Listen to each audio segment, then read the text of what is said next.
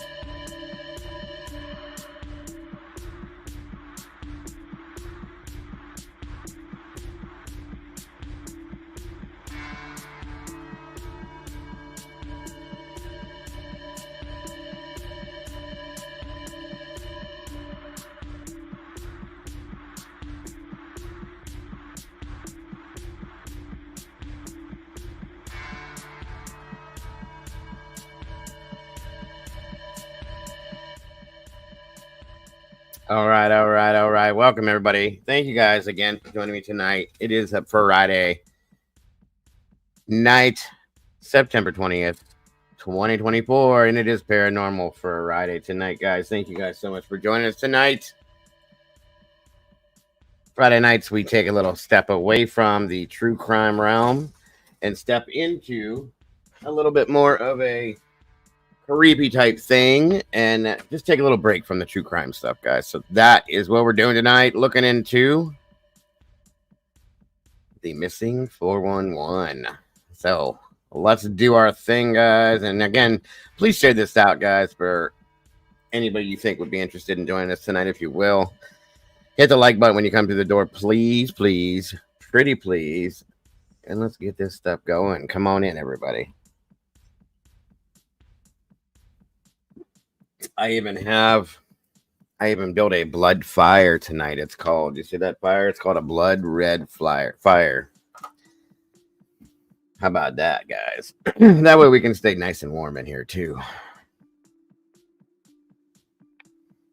Come on in, everybody. Let's see who we got joining us so far tonight. Brandy B, the one and only original Brandy B. Thank you for joining me tonight, Brandy.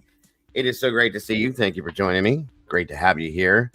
Mikey's in the house. Good to have you, Mikey. Good to see you, brother. Good to see you tonight. Elizabeth Lander, welcome back to you. Miss Sherry Wisdom Speaks in the house. Good to have you back, Miss Sherry, as always. Thank you to the Blue Crew for joining me tonight, because everybody knows I could not, would not, or should not, never, ever try to do this without them, because I know I can't. They make it right, guys. They keep my head above water and standing on my feet. Couldn't do it without them. That's a fact. SRB's back in the house. I hope you're feeling better, dear. Thank you for joining us tonight. It's wonderful to see you. My doodlebug, my doodlebug. Always good to see my doodlebug. Yes, you have. I do need a leg lamp. I know. I know that little shade reminds you of it, but right. Come on, come on. Come on, come on. Everybody grab a chair, grab a seat if you will, please. I appreciate you very, very much. Let's see who else we got in here. Squishy Bomb, welcome from over the pond. Great to see you tonight, Squishy. AK-47 in the house. Good to see you, brother. Let's see, Miss Sherry Wisdom speaks again. Great to see you, my dear. Bling's back in the house. Good to see you tonight, Bling. First Paranormal Friday. It's great to have you here, Bling. Toby Marie, welcome back to you as well. Great to see you. Great to have you here. Welcome to all the meatballs that are in the house tonight. Moon Lover, great to have you. Great to see you tonight. Miss Alicia J, always a pleasure. Good to see you. James Tate, brother, good to see you tonight as well. Great to have you. Great to see you. Thank you for joining us tonight. Miss Steph, not that Steph. Don't side eye her. Blankenship. Good to see you, Miss Steph. Green Eyed Monsters in the house. Welcome back to you. Blue Eyes, welcome, Blue Eyes. Good to see you tonight. Great to have you here. Always a pleasure. Miss Cynthia from Miss Cynthia IGG Ancestry. Thank you for joining us. Looks like Miss Cassie's around here somewhere. Hello, hello. Good to see you. Good to have you here. Thank you for joining us, Miss Cass. Elizabeth Lander, again, good to see you. Thank you for being here. Oh, so sorry to hear that, SRB. Again, guy, Miss Taylor. There's Miss Taylor. Good Lord, Miss Taylor. I'm so sorry, my dear. I know I was supposed to join you today, but my internet was not working and I had no power for a point. So I am so sorry.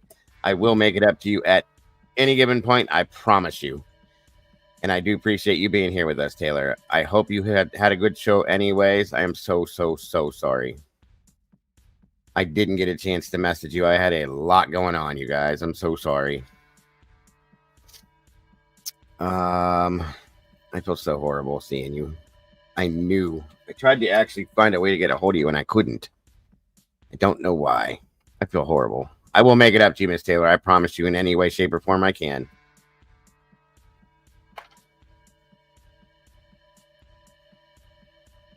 Okay, that would be amazing. If you'll have me still, I promise you I will be there that time. I don't care if I got to stand on my roof and put an antenna in my ear to get a signal. I will be there. I promise you. I am so sorry, hon. I really am. I would never do that. It's been a couple days that I just don't even want to talk about. I'll tell you that much.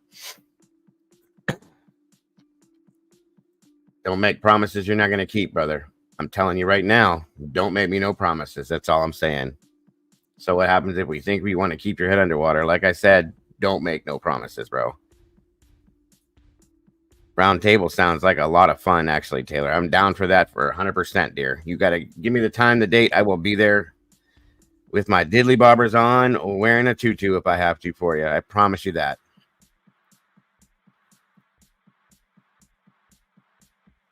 I'm with you, AK. Miss Zelda's in the house. Good to see you tonight, dear. Thank you for joining us.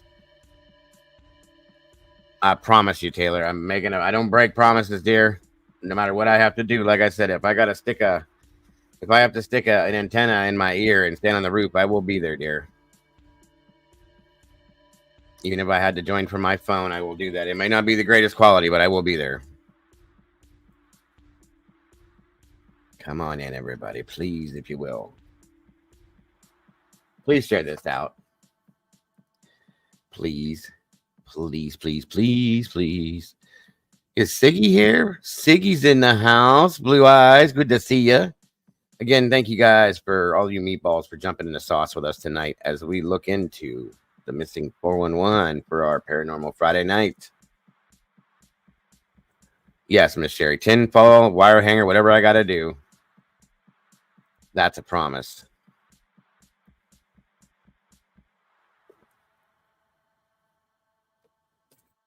All right, guys. Thank you for joining us tonight. I missed you guys. I'm sorry I didn't get to see you yesterday at all. It was a very bad day here yesterday, guys. There was a whole lot of technical issues. You guys remember the night before when I was live and the power went out and I came right back on? Something blew up somewhere and the internet went out and was out the entire day yesterday. I lost power yesterday for Oh, most of the day, most of the night. It was just a very bad day. That's all I'm gonna say about it. I was not in good spirits. You can ask my mods. They talked to me eventually. It was just bad. So I'm here now, and I'm making it up the best way I can.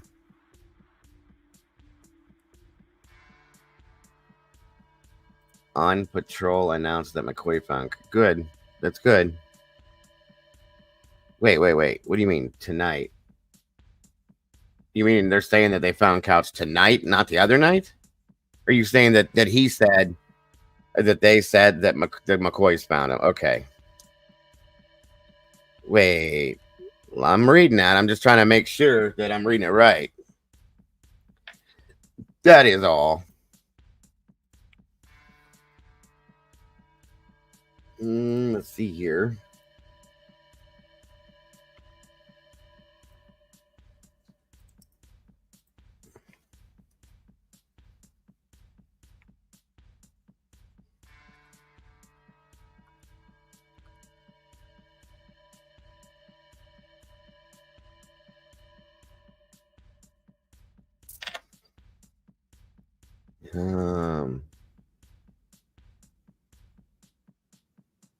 DNA results came back inconclusive. What? Wait a minute. What? Hey, Murky. Good to see you. Couch has been identified. Okay. So that was him then. Okay. I'm just making sure I'm reading everything right. Welcome, Murky. Good to see you tonight. Wow. I think we're all doing that. Wait, what? The DNA results came back inconclusive. That's wild. Probably did they run the DNA probably could, but they should have ran dental on him. That's wild. They're gonna retest. That is weird.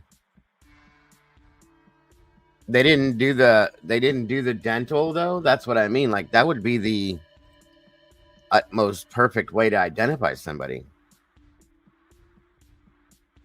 Wow, some of this little wild, guys. Always something with something, isn't it? Always something with something. Come on in, everybody. I hope everybody got. Give me a real quick second here, because a lot of people don't get their notifications, guys, because we fell out the window over here, and we're not in that algorithm like we used to be, and we gotta. Not everybody gets that alert, so just trying to let everybody know that would want to be in here that we're live. Uh,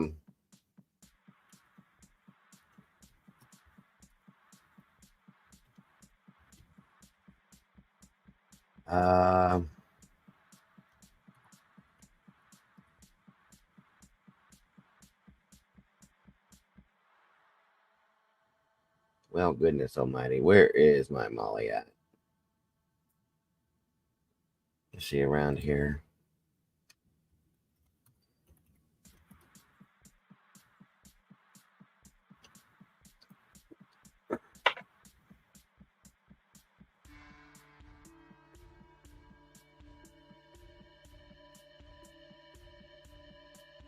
Come on in, everybody, please.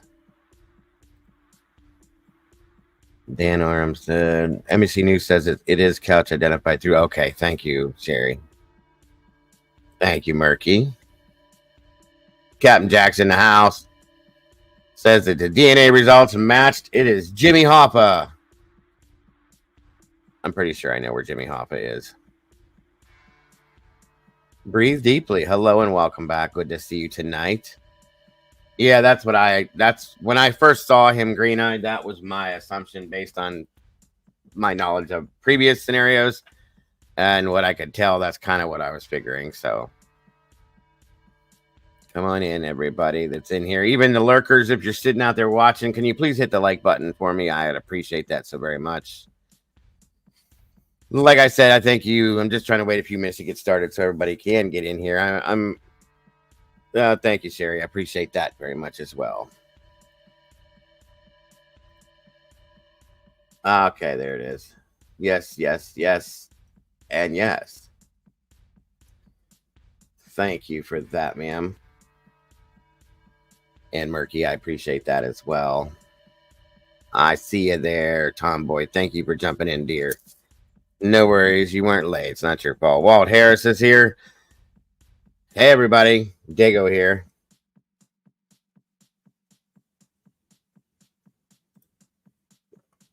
Again, guys, thank you for joining us. That's right, Murky. Geraldo told us where Hoffa was. Well, didn't he? Remember them days? You guys remember back in the day when Geraldo Rivera opened up Al Capone's vault and there was nothing inside that, and it was this big old thing they put out on the news. Everybody was all like, "Oh my God, it's going to be something insane," and there was nothing there. Nothing. It was crazy. And it took like what 3, 4, 5 hours to get into the vault, and there was nothing in it. It was insane. It was hilarious. He looked like a fool. I mean, he is a fool, but you know. That was nuts. Brutaly's in the house. Hello, Brutally. Good to see you. Good to have you here. Guys, please, like Miss Sherry just said, hit that like button. It's free. It don't cost a cent. Yes, I remember when he got his nose broke too, Walt. That was crazy. Steven's Adventure, welcome. Good to see you tonight, sir. Niles Buckman, my friend, welcome back. Good to have you here. Again, thank you to all the meatballs for jumping in the sauce with us tonight so we can spill a little creepy sauce. Figure out what is going on maybe in this missing forward one case. Many cases. I live right nearby Springfield, Ohio. The story's up. Oh, I've been watching it. I'm pretty close. I'm not super close, but close enough. I've been watching it, AK. It's getting bigger and bigger, folks. That's going to be the top story here pretty soon. You know I'm going to be covering it since I live here. The memories just roll. Used to work for Al Capone's grandson. Hey, I was told I looked like him too, you guys. I do not think I look like Al Capone. Quite a few people told me that, and I'm like, are you crazy? I do not look like this, man. I'm sorry. I do not believe it. I never. And it kind of like hurt my feelings. Like the dude was not a good looking guy. You know what I'm saying? At least I didn't think he was. I think it's my eyes.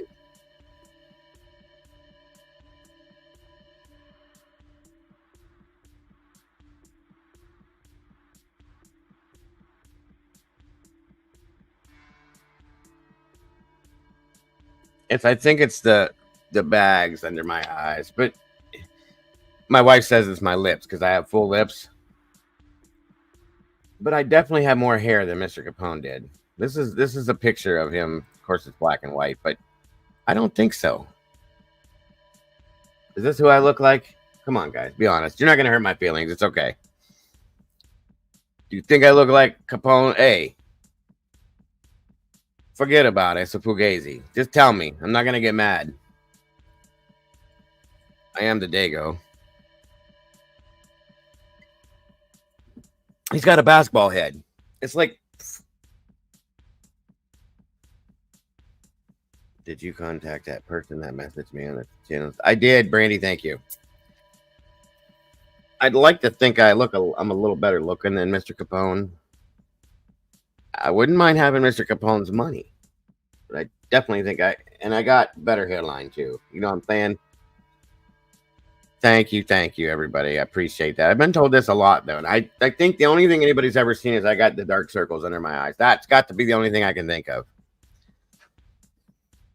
My mom worked in a convalescent center that Al Capone had been at. It had tunnels under it that he had. Oh yeah, they're all over the place, guys. We have stuff in Ohio that he used. There was hideouts in different houses and hotels that have hidden stairwells and all sorts of things. I should do a story on him one night because I really used to follow him a lot. His history, and it's definitely crime. I did a little bit of a couple stories on the mafia stuff before, so.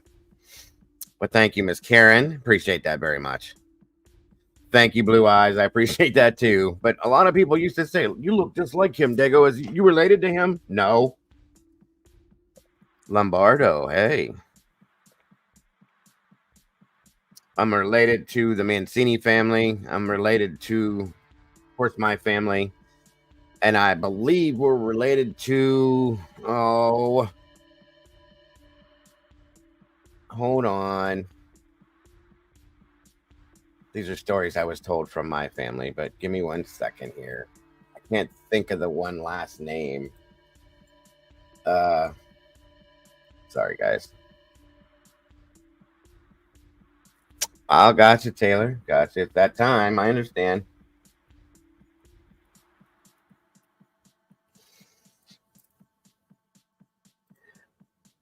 Lombardo pizza.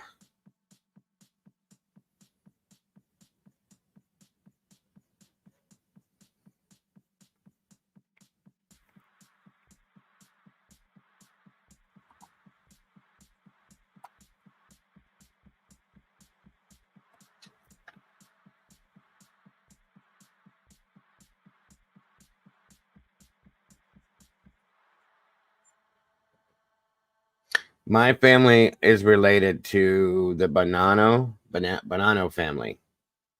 That's who we're related to. Um, and they were big into the mob way back in the day. So that's the one of the families that we're related to, but it's only by marriage. So that's my understanding. But the Bonanos. Let me see if I can find something to show you real fast. Oh, Castellano. This guy right here is how we're related, and it's by marriage. Only by marriage.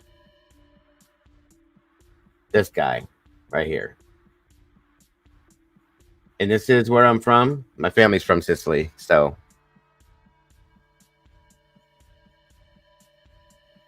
But I'm not in the mob. Never was. I'm all legal, folks.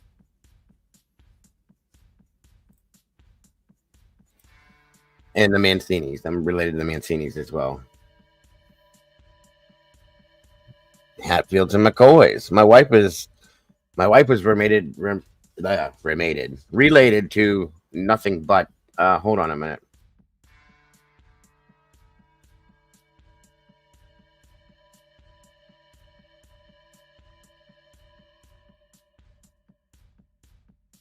Um, my wife is related to. Some of you guys know this already. She's related to Jesse James and Frank James, and then she's also related to Clyde Barrow from Bonnie and Clyde. Her side of the family is so nothing but outlaws, nothing but outlaws. So don't mess with my wife. She might be a little crazy. Come on in, anybody jumping in. We appreciate you very much. So I'm a Grisso family. Ah, Grissos, yes.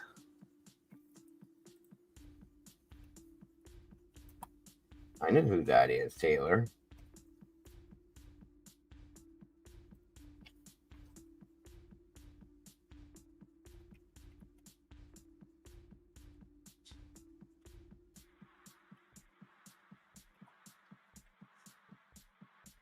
One second.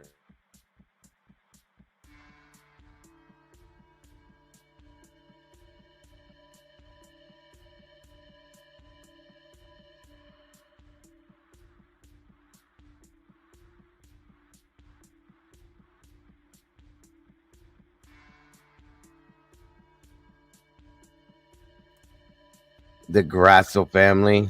That's who you're talking about, Taylor. I'm pretty sure that's what you mean. The beautiful Miss Barbara Hall's in the house. Welcome, Miss Barbara. Good to see you tonight.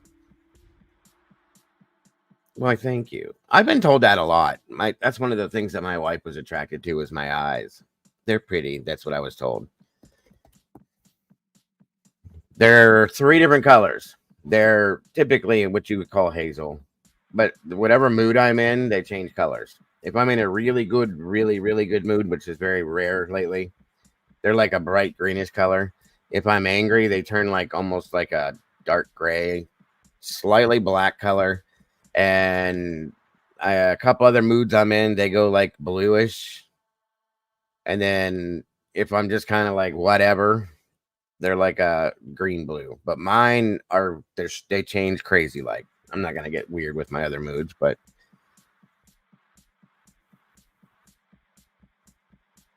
It's all good, Walt. Go for it, brother. These eyes have gotten me quite a few dates, folks. I'll tell you that much. CJ Sky, welcome, man. Good to see you tonight. Yeah, if you're saying Grisso, you're probably meaning the Grasso family. Miss Nina's in the house tonight. Good to see you, Miss Nina. Thank you for joining us. Breathe deeply. Again, thank you for being here. There you go. Good mods can't be that rare. I have the best mods here. I'm saying I believe I do. The best mods, the best team. You're in Ohio. Awesome, Green Eyed. Whereabouts?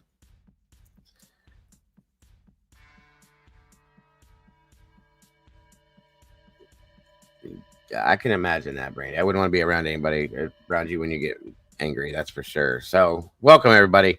Again, like I said, guys, tonight we're looking into, since it's Paranormal Friday, we're going to be looking into the missing 411. What?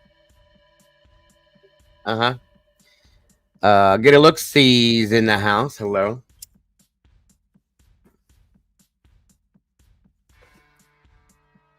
And welcome back. By Hillsdale. Okay. That's awesome, Green Eyed. Wonderful to see you, Miss Barbara. Thank you for joining us again tonight.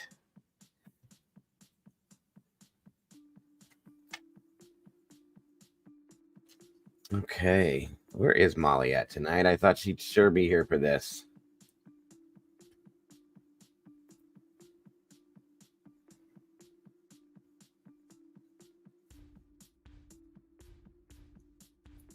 Okay.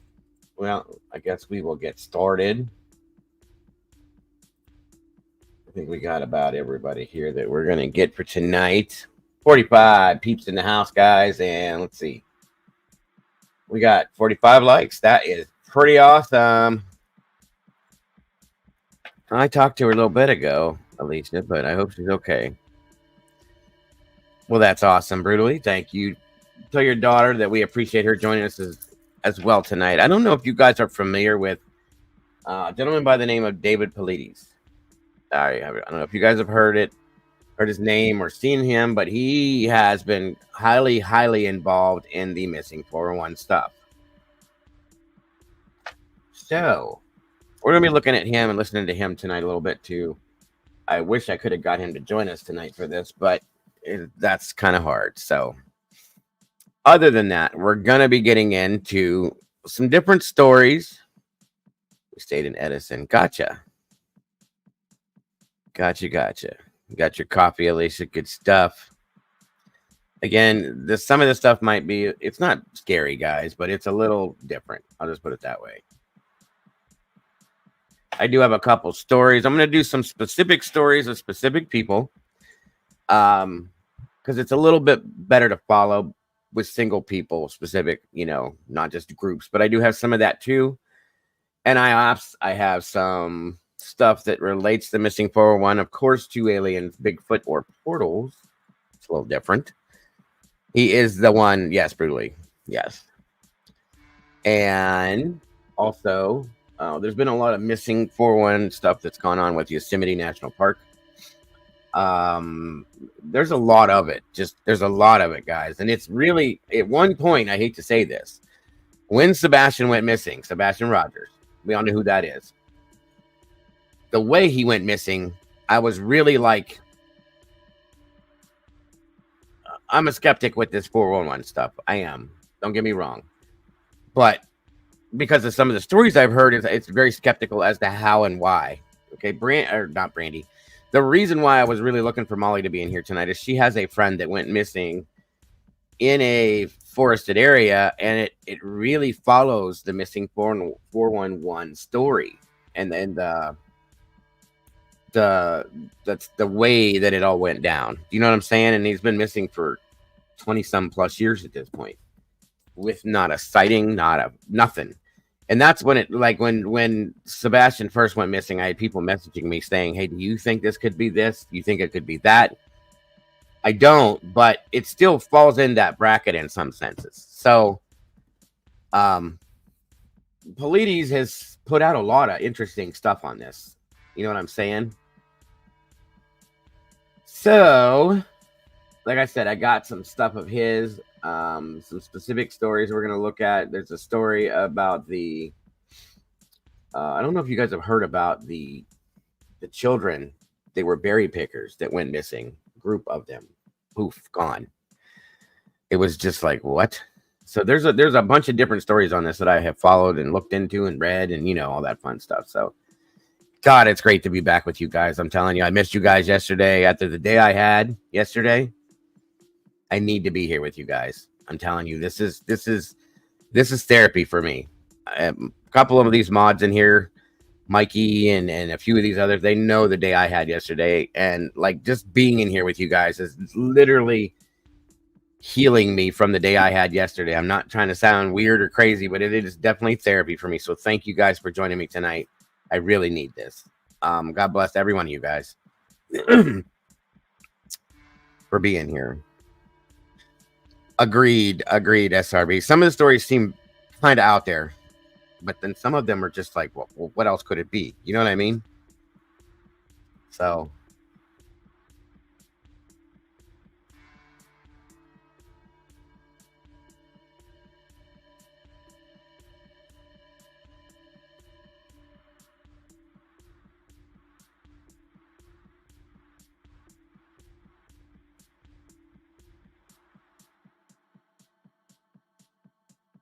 all right, let's get this first stuff kicked out real quick here. Let me find the good 1 second.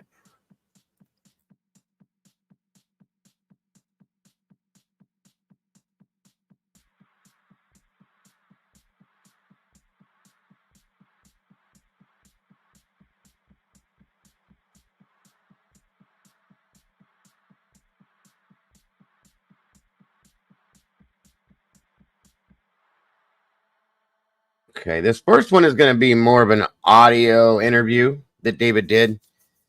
I'm going to show you some other stuff, but we're going to bounce around through this because there's a bunch of different variations of stuff like this. I've been wanting to do this for a while, you guys, because I really want to see your guys' feelings on this, your feelings, your reactions. I was hoping that Mom was going to join me, but I guess she's busy. Oh my goodness gracious. Hold up. Wait a minute. What do we have here? Do I see what I see? It looks like Miss Toby Marie gifted 5 true crime memberships. That is so very awesome. It looks like Miss Taylor was gifted one. A Little Skunk was gifted. Welcome. Stranger was gifted. Wildfire and Heaven Lily. I love that name. Heaven Lily. Congratulations to all 5 of you. Welcome to the sauce. It's wonderful to have you here with us. And Toby, thank you so much. That means the world to me. God bless. It really does. We have plenty of room for members, and we really, really could use them. So welcome to the sauce, you guys. I do appreciate you all so very much. And Toby, again, I have no words. Thank you so much. God bless. That is awesome. Taylor was bitching and more. Little Skunk, Stranger, Wildfire, welcome back. And Heaven Lily, welcome to the sauce. Welcome to the family. We do appreciate you all so very much. That was so awesome of you, Toby. Thank you, and God bless again. Amazing, amazing. I love you guys. At 411, heard a guy shooting himself live, and 9/11 victims calling from towers asking numbers for 9/11. Yes, I've heard that stuff too. Yes, welcome to the sauce, Taylor. You can thank Toby for that, for very graciously and awesomely donating the memberships to the sauce. We appreciate that so much again, Toby. That's amazing. Yes, that's exactly, Miss Barbara. Thank you. Goodness, I am super excited about that. We're trying to grow this community back up to where it should be again, and get ourselves back out in that algorithm and get back up on top where we should be, guys, because the people in this community deserve nothing but the best. And that is what you are, is the best. So thank you guys once again for being part of this community here. All right, guys, let's check out this call here from between David Polides and this gentleman in regards to this one story, and then we'll move from there. 43 of you guys in here now. Please make sure to hit that like button, guys. Share this out to anybody you think would be interested in talking about this tonight. And let's do it.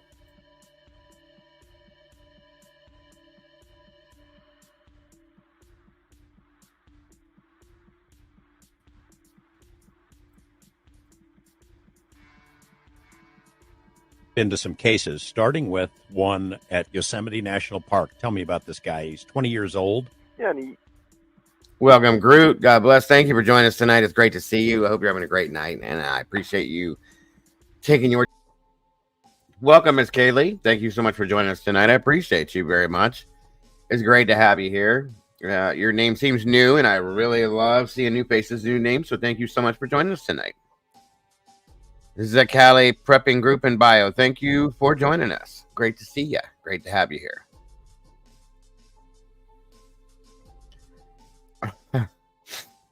SRB. You know, that thought crossed my mind, but I don't know if that's really what it would be. Could be. You never know. Buoyancy changes things sometimes. I don't know. It's great to have you here, Zakali. Thank you for being here again. Studying criminology. That's awesome, Kaylee. Congrats. That's amazing. Good for you.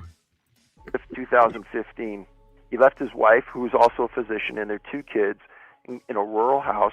He drove down to the YMCA, Well, if you hang around, Kaylee, we do cover cold cases as well as new cases and stuff.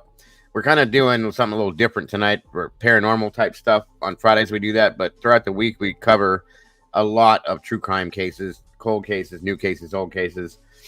I'm going to be doing a huge refresher on the Summer Wells case here pretty soon, and I cover a lot of cold cases. Maura Murray is something we're covering.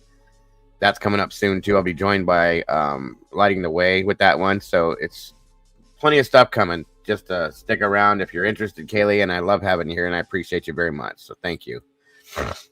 Excuse me. Welcome, Miss Leslie. Thank you so much for joining us. Miss Kaylee says, I'm going to subscribe. I'm so glad. And we are so glad you found the channel as well. Thank you so much for that. We appreciate that very, very much. I hope you enjoy everything you see here and enjoy yourself tonight as well. So thank you so much for being here tonight. Great to see you, Miss Leslie. Welcome back. Hope you had a great day.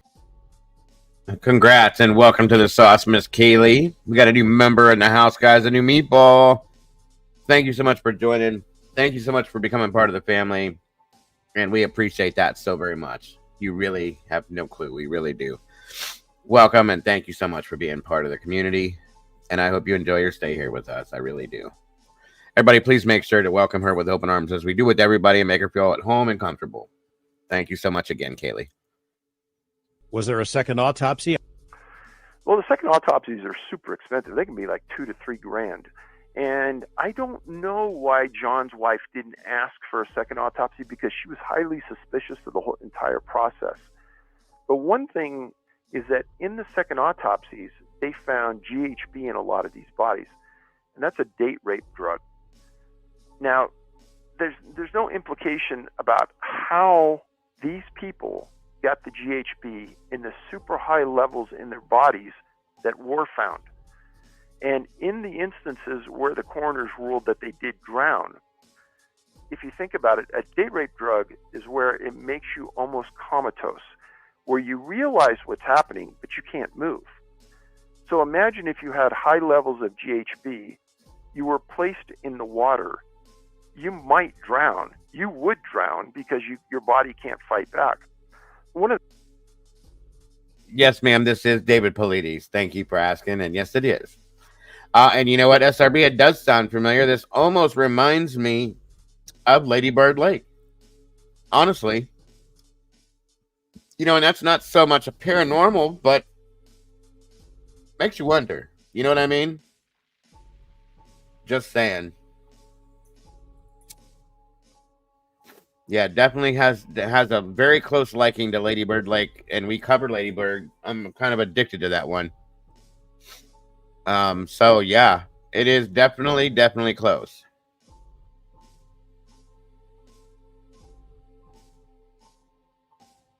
One of the things I identify. So sorry, I just saw. Welcome, Mark and Betty. Great to have you. Great to see you. Thank you for joining us tonight. We have another member from over the pond. I love it, love it. Thank you so much, and welcome from London, Miss Kaylee. We have quite a few community members from over the pond, as I call it, in the UK. You'll find that out as you hang around for a little bit, and we love it. We love it. I love it, love it, love it. So thank you for being here. Even at 3 a.m. in the morning, that's crazy, but thank you for taking your time to spend it with us. There's another case, Charles Ulrich. You talk about one of the most mundane guys.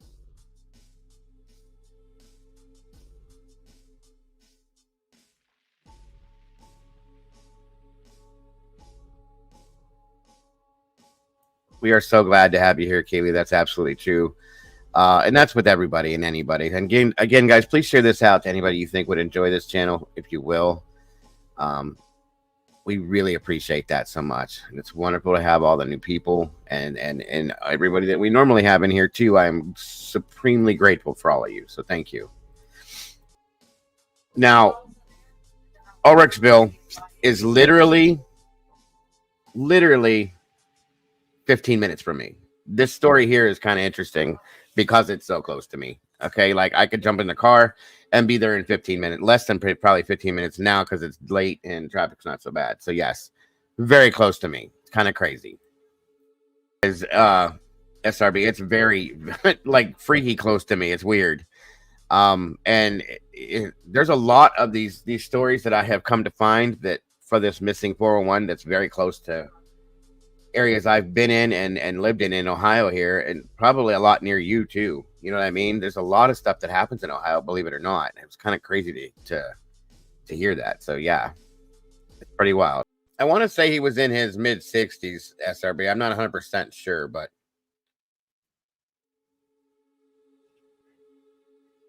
that's awesome, Kaylee. That's awesome. We do cover a lot of cold cases here, so you might pick up on some. We're gonna actually, there's one that we've been covering that I'm gonna be jumping back into here. It's the Maura Murray case. That's a very interesting one. If you're interested, you probably would love it, to be honest with you. So, like I said, when you see us put it up there, jump on in and please check it out with us, if you will. Updated all the charts of the cases and broken it down into some categories, and it kind of jumps out at me. You break it down by victim age and by sex pretty clearly. 2-year-old, 3-year-old through 10-year-old. There's the biggest cluster of all are kids. That whatever is doing this focuses on kids first in those age group 2 to 10, and then there's another spike in the early 20s, 20 to 23. So when I first came up with this, I went to a geneticist and I said, what could you tell me about the difference between somebody's DNA at 2 years old versus somebody's DNA at 40 years old? And they said, when you're early in life, your genes and your DNA are so pure that they haven't been altered in any way, and they haven't had illness, injury. They haven't been altered to the point that they would be at 40. So when you're 2 years old, you've got some optimum genetics. But as you get older, alterations start to happen to your DNA. Not that the DNA changes, but you have things that you wouldn't have at an earlier age. Say cancers develop, things develop where you wouldn't have it at that pure state. And that's the only thing I could ever grasp myself, why those younger groups stand out versus the older groups. Exactly. Interesting. Now I got some other stuff besides just the audio calls. I don't want to bore you guys with just that stuff. So give me 1 minute here.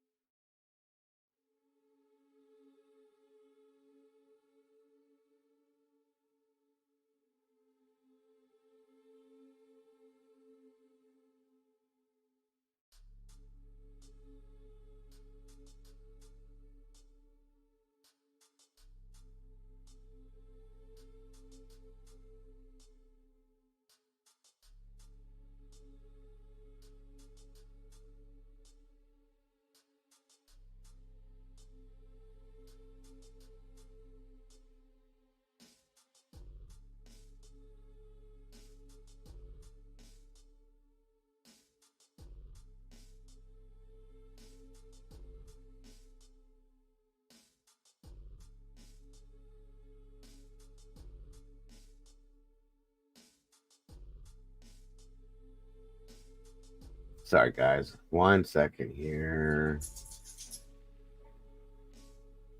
My apologies. This is not cooperating with me.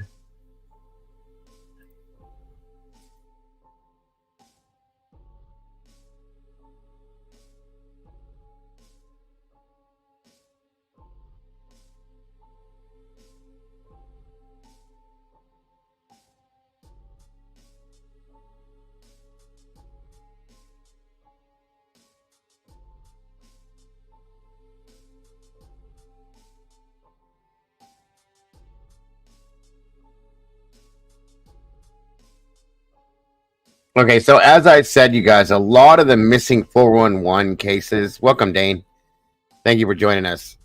Not all of them, but there's a lot that have come about via Yosemite National Park.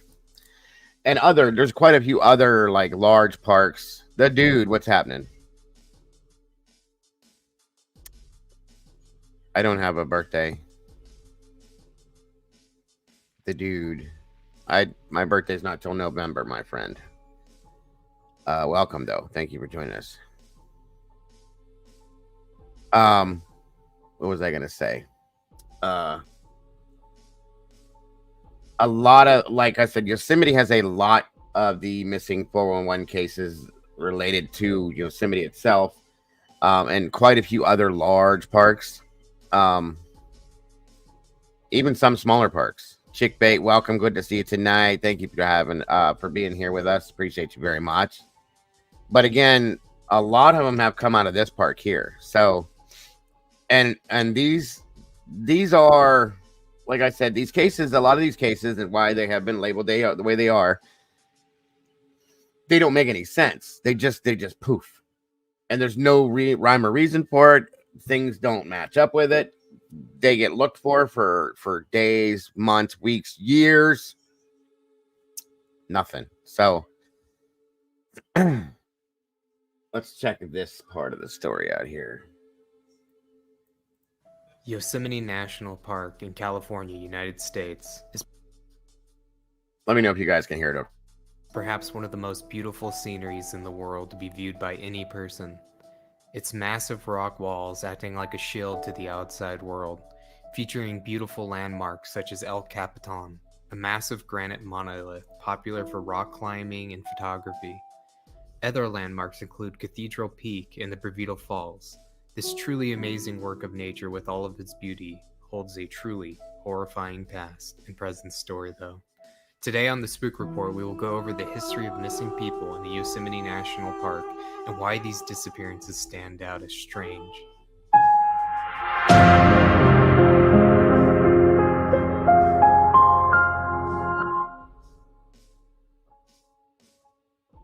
As you first enter the valley leading into Yosemite National Park, you can't help but feel small. It's a wonder all around you, world's creation, the perfect example of nature's ability to create wonders that man could never even imagine. The vastness of the valleys and the cliff faces and the landscape as you follow the road alongside the murked river coming into the valley view is bewildering. I will never forget my first time visiting the park in August of 2014. I had been stationed in Japan for the last 2 to 3 years. When I was being medically retired, they flew me out to California for the Veteran Affairs out processing. During my time in California, I had the great fortune of meeting an elderly gentleman who was also in the military. Now, we would never have had the chance to meet, be friends, or anything like that while in the military. But seeing as we both were being medically retired, he looked past rank, he looked past age, and he took me under his wing.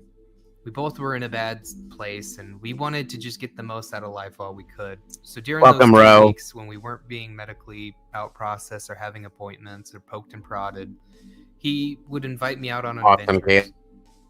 And one day he told me that when he was a young boy, this was 40 years before, he had the chance to go to Yosemite National Park with his parents. He wanted to see it again, and he was still nervous about his medical condition. He had had a heart attack, and he was being retired for that. And he was still nervous that, something might act up, and he wanted someone to go with him. And I also had medical issues, and I wanted to go, and I wanted someone to look out for me. So we became brothers. I'm doing great, Ro. Thank you so much for joining us tonight. It's great to see you, and I hope you're having a wonderful day.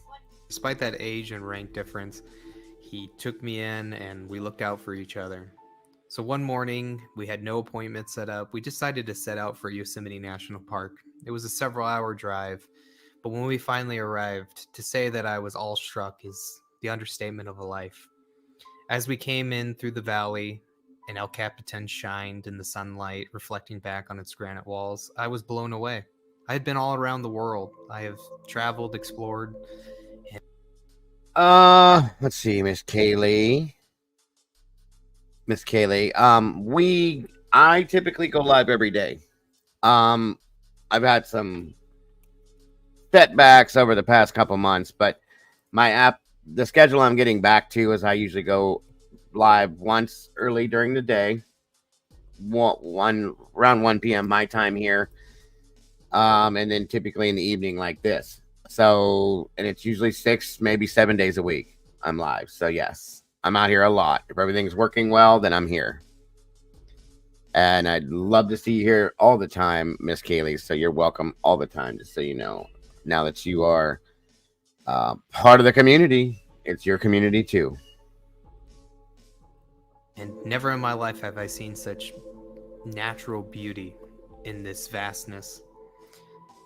We took the day and we hiked the trails, we walked around, got a feel for the area, and it's easy to see how someone could get hurt out there and lost, but at the same time there's many factors that, would make you think that it wouldn't be easy. Most of these trails are paved, they're heavily packed with people, there's rails everywhere. It is a national park that is heavily maintained.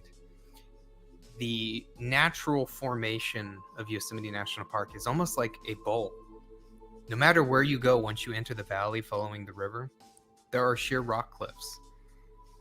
Now, there are some very remote areas of Yosemite National Park, some that probably people have never been to this day. However, that is awesome to these hear. areas where people have disappeared in the park are on well-paved trails, very populated. It is one of the most popular tourist destinations in California, perhaps. Now, this is where the strange disappearances just don't add up, as well as the National Park Service's system for tracking these things. And in today's video, we're going to go over some missing 411 cases, and we're going to talk about why these stand out and why they're strange. Additionally, we're going to talk about the National Park Service's failures that have been brought up. I hope you enjoy. Let's get into the cases. If there's anything that you take from these videos that I create in sharing information on missing 411 or strange stories in general is that major news organizations, federal agencies in the form of law enforcement, state law enforcement, etc., the media in general, they do not cover in-depth detail these strange disappearances. As soon as they fall out of that norm or there's strange factors in it, they don't really want to cover it. They only want to get that bulletin news print in, get their views, and they're done with it. One of the beautiful things about the missing 411 community is that people get together, they share information, and they actually do the research. Now, missing 411 comes from David Politis. He's an amazing man. He was a former detective. We've gone over this in other videos, but he has said in interviews that when he reaches out to Very a lot true, of these Kate. state parks and asks for their database on missing people, they just don't have it, and they say it's too expensive, or which we all know is not true. It's not hard to have a database in this modern time. Now, the importance of having a database in tracking these missing people is that you don't know. That story. It's funny you brought that up, Bruley, because I just watched an episode on this. The story for the movie The Hills Have Eyes is based out of Ireland, or I'm sorry, Scotland, and it was about a family of inbred people that lived in a cave off of the side of the ocean there, and they were grabbing people, robbing them, and then they were cannibals. They dragged them into this cave that they lived in, and this family was huge. There was like 40 people in this family.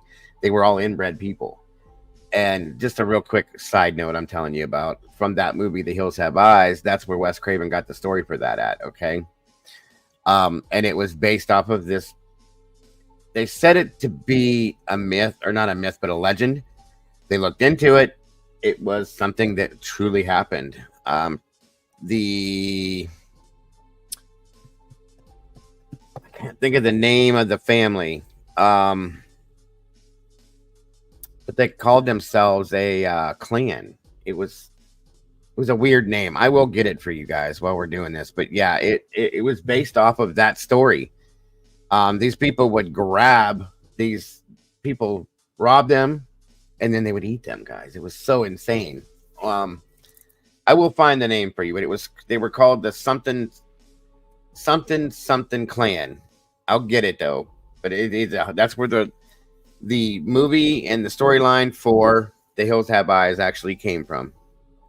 What's causing it? You need to gather as much information as possible. When you have missing people, you want to know the date they disappeared, their age, their sex, the location they disappeared, who they were with, any important information.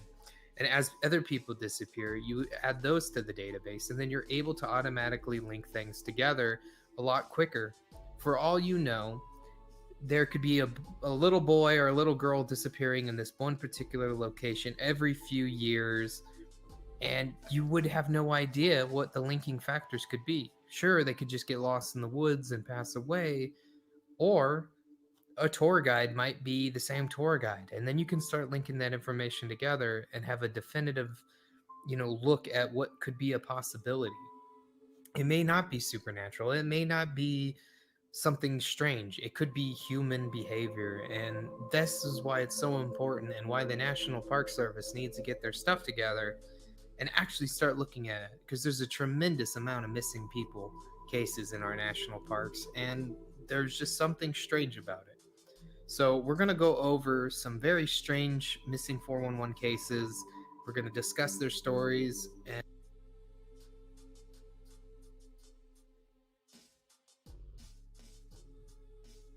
here it is right here, real quick. Not to interrupt, but The Hills Have Eyes is based off of the legend of the Sawney Bean clan. As recounted by Tommy Hudson's book, Never Sleep Again, Craven came across the inspiration for The Hills Have Eyes when he encountered the Scottish legend of Sawney Bean at the New York Public Library while doing research. As goes the legend, Alexander Sawney Bean was born in East Lothian region of Scotland sometime in the 16th century. Disturbed and violent young man, he was lucky enough to find a wife who shared his disturbing predilections, a woman named Agnes. Douglas, unwilling to conform to the world around them, denied their base craving for human flesh. The two retreated to a cave in the countryside where they had several children, and through incestuous relationships, a few dozen grandchildren. In total, the cave-dwelling clan was said to have almost 50 strong. The story goes that the Bean clan, Sunny Bean clan, survived by ambushing, killing, and eating travelers and various passerbys. Most often, victims were dismembered in the cave, and after they were done eating, the beans would pickle what was left over in barrels. Over the course of around 25 years, they were said to have killed and eaten over 1,000 people. The clan also was only stopped by the Scottish king. James was alerted of them. The king then allegedly assembled a team of 400 men to hunt down the Sawney Bean family. The entire family was then executed.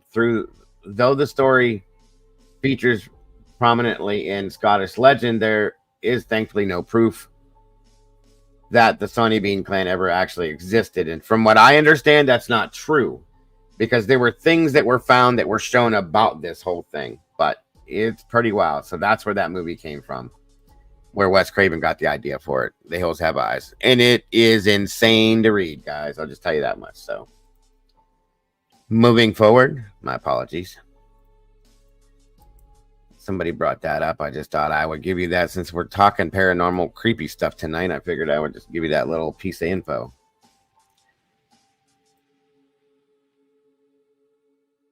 And afterwards, we're just going to have a general talk about why these things stand out. So we'll go ahead and get into those stories now.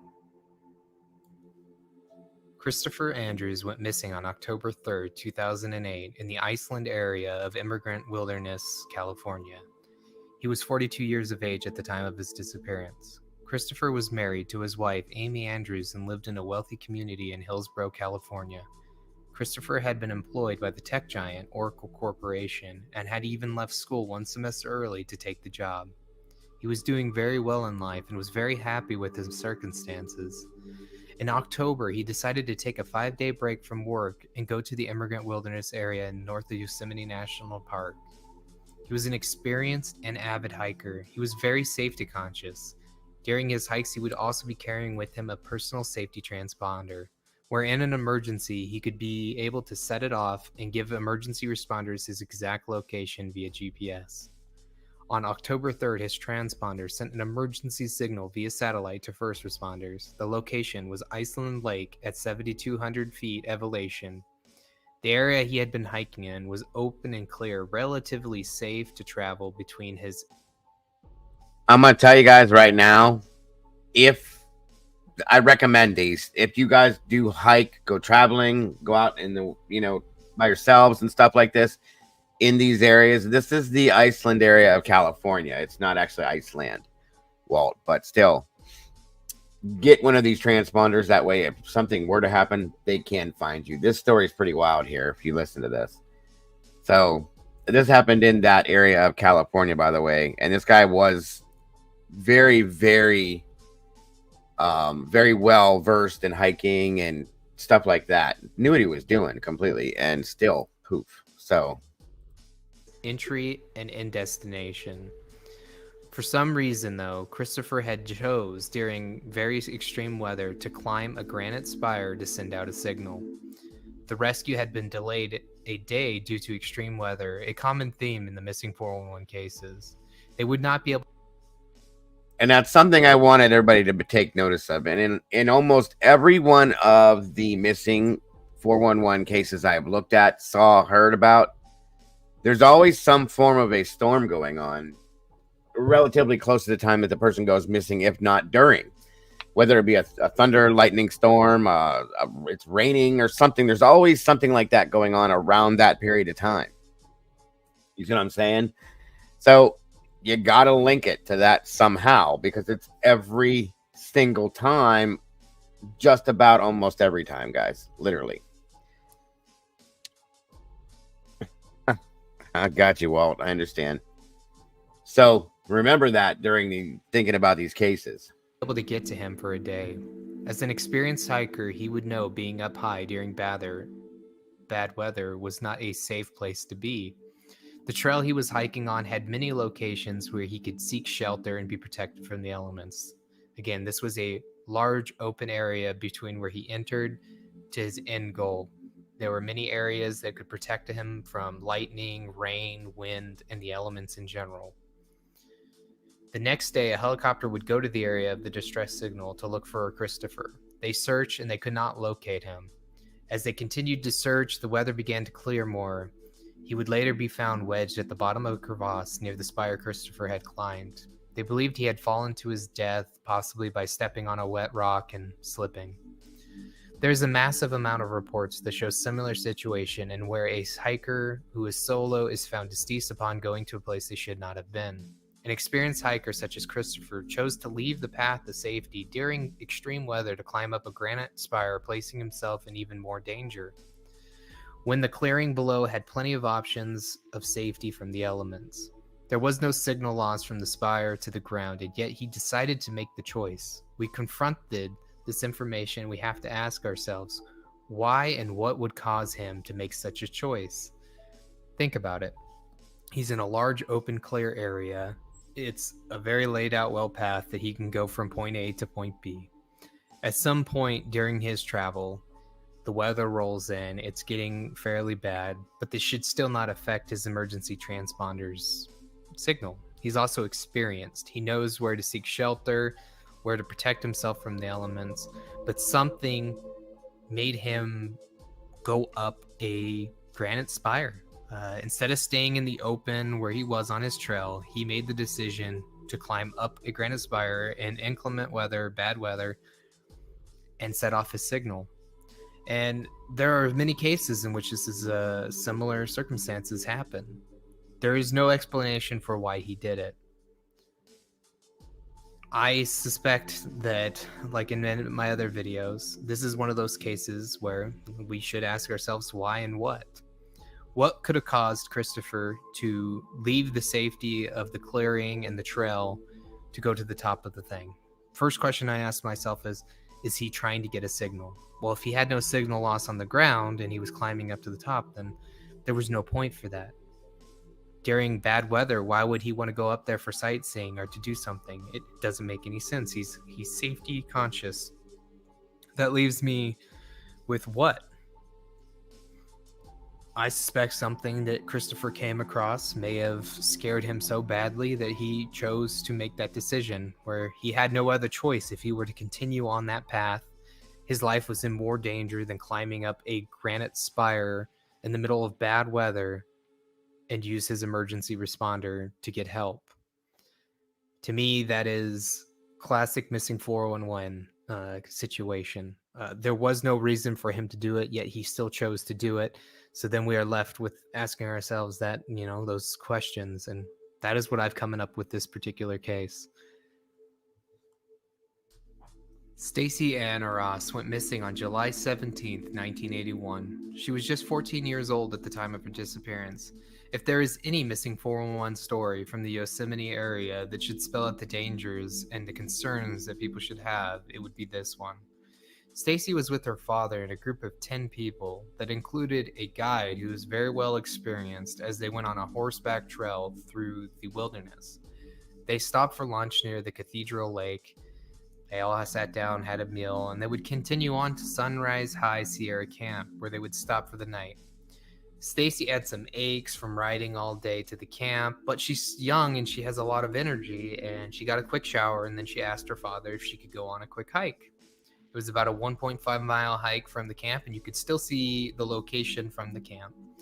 And her father agreed, but told her she needed to take her flip-flop off and swip over to hiking shoes. She agreed. It would be at this time that a man named Gerald Stewart, who was 70 years old, volunteered to go with Stacy. He was part of the group. The father agreed, and the two would travel across giant slabs of granite with small clusters of trees nearby and lakes all around the area. After a few minutes, Gerald would become a little tired. He's an older man, and he would tell Stacy, "Hey, I need to sit down and rest for a moment." Stacy agreed and understood, and she stayed fairly close. She just wanted to go hike up a little bit further and go on a boulder and look at the views. It would be at this time that the camp guide back at the camp, who was taking care of the horses in the corral, would look up and remember seeing Stacy standing on a boulder, walking towards the sunset, and that would be the last time anyone would ever see Stacy again. Now, there's a lot of strange situations in the Stacy Eros case. The search would last 9 days only, and it would encompass 8,000 man hours, 57 helicopter hours, and 4 agencies working together in the search. Over the span of 9 days, and if you break down that 8,000 hours of searching, you can tell that there was a lot of people involved in the search for her, including her family. She would not be the only one to disappear from this location. There would also be other situations. I believe it was in 1968. A man was found laying against a boulder, deceased, by 2 off-duty police officers who happened to be hiking that area for the day. And he had no gear with him. He was just absolutely only in his clothes, deceased against a boulder. They never were able to identify him. Later on, it would be in 1976, a man named Jeff Estes disappeared in the same exact location. No traces of him were ever found. In 1981, we had the Stacy's missing event. Within 4 to 5, I think it was 4 years later, Timothy Barnes would also disappear in this area with 0 trace. What I want you to picture in your mind is a relatively flat area filled with boulders and some trees and some lakes. 2-3 miles across, you can see as far as you can, see, kind of thing. We have a description from the camp guide who remembered seeing Stacy standing on the boulder from the camp, so he could still see her from the camp. During that entire search, not a single clue was found of any of these people. This area is surrounded by high mountain cliffs. this is where this starts to get my attention, you guys. This is what grabbed my attention with this and wanted me to bring this to you guys because we cover true crime. We look for missing people. We put out information on missing people. But typically when we do it, we have evidence and a lot of the people are found. This stuff here, when they don't find like this grouping of people he just mentioned, especially Stacy here, the tour guide looked up, saw her standing on a boulder, looking out towards the sunset, walking in that direction. She was only feet, yards away from this older gentleman that was with her. He made it back to the camp. They found nothing. They didn't find a body. They didn't find pieces of her clothing, articles of a shoe. They didn't find pieces of her. Nothing.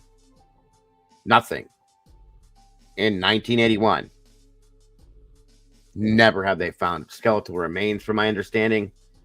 None of this. This is a case that I wanted to work separately, too, as a cold case, just to see if it comes back in full circle back to the 411 situation.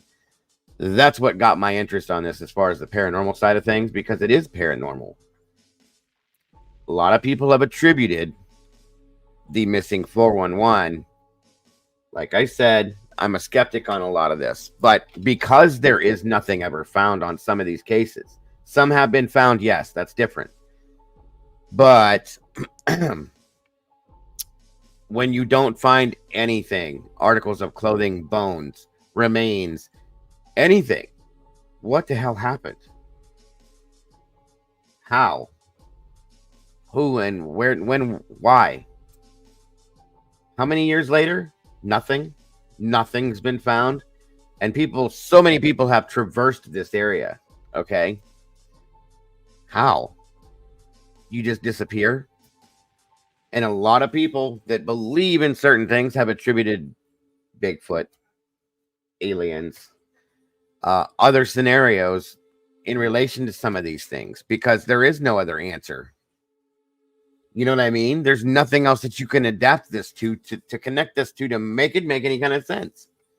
That is the strange thing. And guys, I'll be honest with you.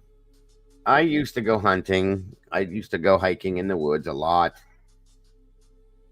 I've done SAR, because being a firefighter and EMS worker, I've been on SAR teams in the woods for people that have disappeared that we never found.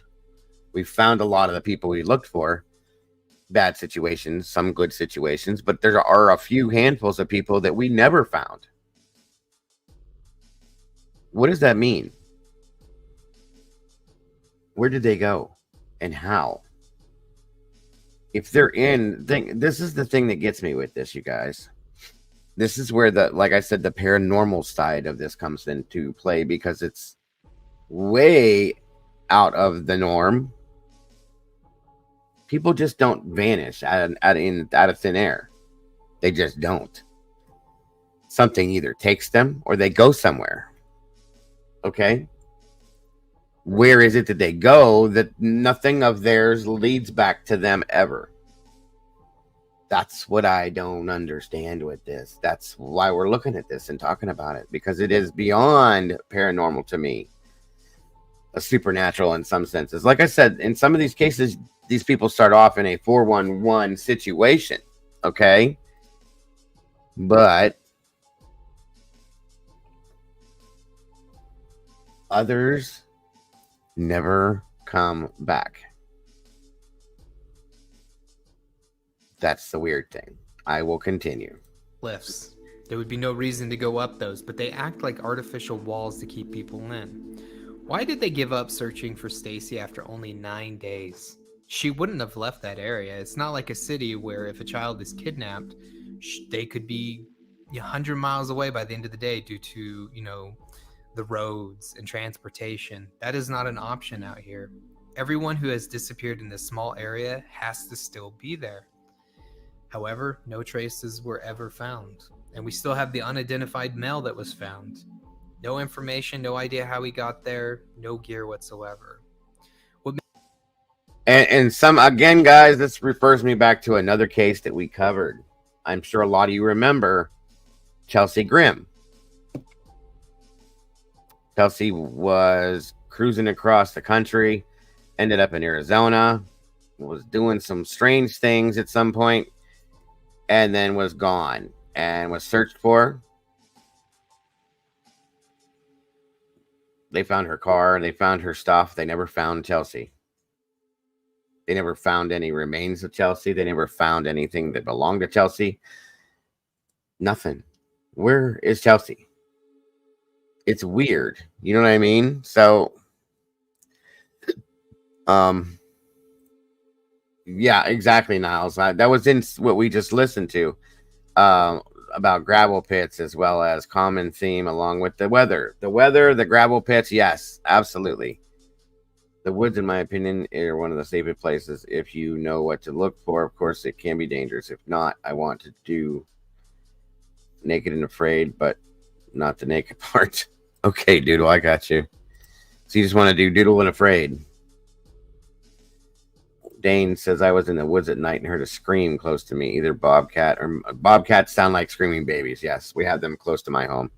Mountain lion felt adrenaline rush go through me like the first scream. Yes, 100% makes sense. Yeah, absolutely. Very interesting. Welcome back, Green Eyed KFC. It's too much grease. It'll tear your stomach up. I'll tell you right now. That's why I quit eating it as much as I love it. Absolutely.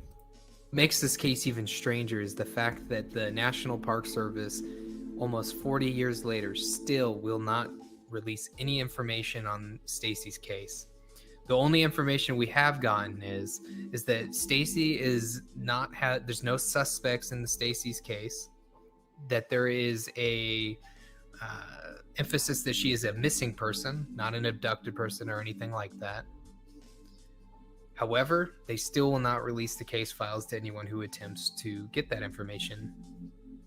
Additionally, Stacy was 14 years of age. She was not far away from Gerald, who was with her.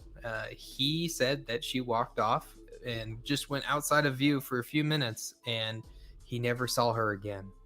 It's a truly strange disappearance, and we'll go into more situations like this in this particular area in a later video, but just really emphasize on the fact that there was nowhere for them to go. All right, they're surrounded by walls, essentially. Yet their bodies have never been found, and over 8,000 man hours were spent going through that. Nothing was found. A shoe, a shirt, signs of, an attack, nothing. They just disappeared without a trace. In an area that a lot of people have the exact same situation occurring. Not a lot adds up.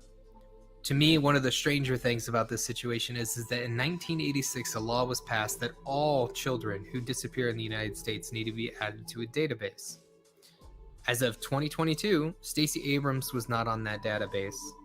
When questioned by David Politis with the National Park Service why she was not on there, they got really defensive and apparently angry and did not believe him. One of the excuses we heard was that she disappeared in 1981 before the law was passed. Yet there are hundreds of children from the 40s, the 50s, the 60s, and 70s that are on the missing child database. Yet Stacy's remains off of it. She is also, no information is being released on her disappearance. It's very strange. You have to ask yourself, what are they covering up? Why are they doing that? These are questions you have to ask yourself. I am not going to speculate other than talk about the general circumstances in which these disappearances happen and the strange things that link them all together. When you look at the map of people who have disappeared in Yosemite, you will notice it is a massive cluster. Yes, it's a great deal of wilderness, unpopulated. Many things could be occurring in this area, and there are, some fringe thoughts people have, and I'm not going to go into it in this video. I just wanted to tell the story of Stacy and Christopher Andrews and their disappearances. And once again, in these missing 411 stories, it's just there's no explanation. The fact that 40 years down the road in this small area, we still have not found signs of the bodies of 4 people in this one spot. There are others. There's probably people we don't even know about that have disappeared from this area. But the ones we do know, a sign should have popped up by now. Someone should have stumbled across something.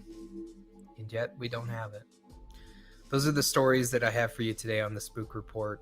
I hope you enjoyed this video, and as always, just remember these are human beings who disappeared. And Those two, especially Stacy's, really, really kind of floors me, you guys, because it's, again, there's absolutely nothing there, nothing at all, and it blows my mind.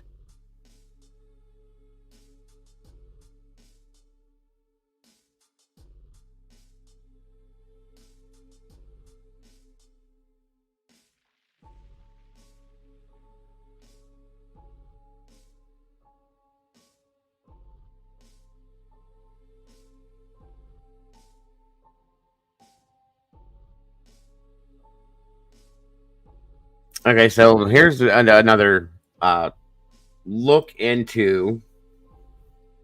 People have asked what are some possible reasonings or answers as to what happens with the people in the 411, the missing 411. I thought this would go along well with this, as far as some possible explanations that some people believe. And again, remember, this is paranormal, and remember, we don't know the answers to these. And that's my point, Toby. How do they just disappear? How do they just poof, they're gone? So we're going to listen to some of this, and some of this can sound a bit outlandish. Like I said, I'm a skeptic in a lot of things, but when there are no other answers to this, you guys, what do? Where do we go? You know what I mean? So let's check it out. Explanations for what makes people go missing outside and never return. The missing 411 are a group of people who have gone missing in the wilderness. This happens in the United States and in other countries as well. The circumstances around these disappearances are bizarre, leaving many questions unanswered. This is an exploration of what supernatural things might be causing this to occur.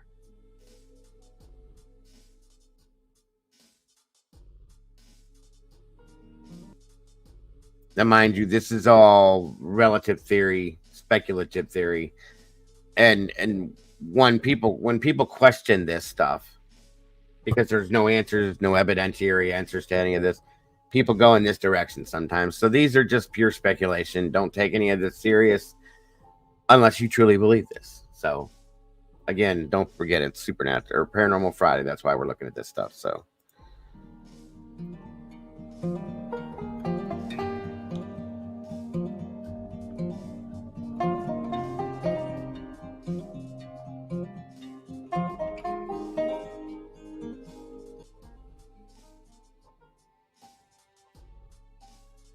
So, just a quick explanation of what this video is seeking to do. I'm tackling the missing 411 here from a paranormal perspective.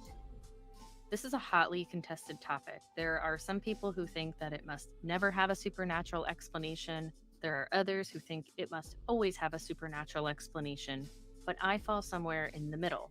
I think if you had 100 missing 411 cases put in front of you, and magically you could see what happened to them, some number of them would have standard explanations, such as running away, getting kidnapped, getting lost, animal predation, etc. But I still think that some other number of them would have freakier explanations. We do have evidence that points toward that. It's not just sheer conjecture or imagination. So that's what we're going to discuss here. There are some really great YouTube channels that tackle this from the more non-paranormal perspective, and they dig into some missing 411 cases and do find valuable information that either Politis missed or it was uncovered after he wrote about the case in his books. Those channels are Missing Enigma and Lore Lodge. They do a lot of great research to uncover really fascinating facts, and I think it's well worth reviewing. Sometimes they uncover that narratives in these cases were not exactly what we thought they were. Those channels are really great, and I do recommend them. I also just recommend being open-minded in general. So if you want to try to tackle this from the more supernatural angle, welcome and enjoy.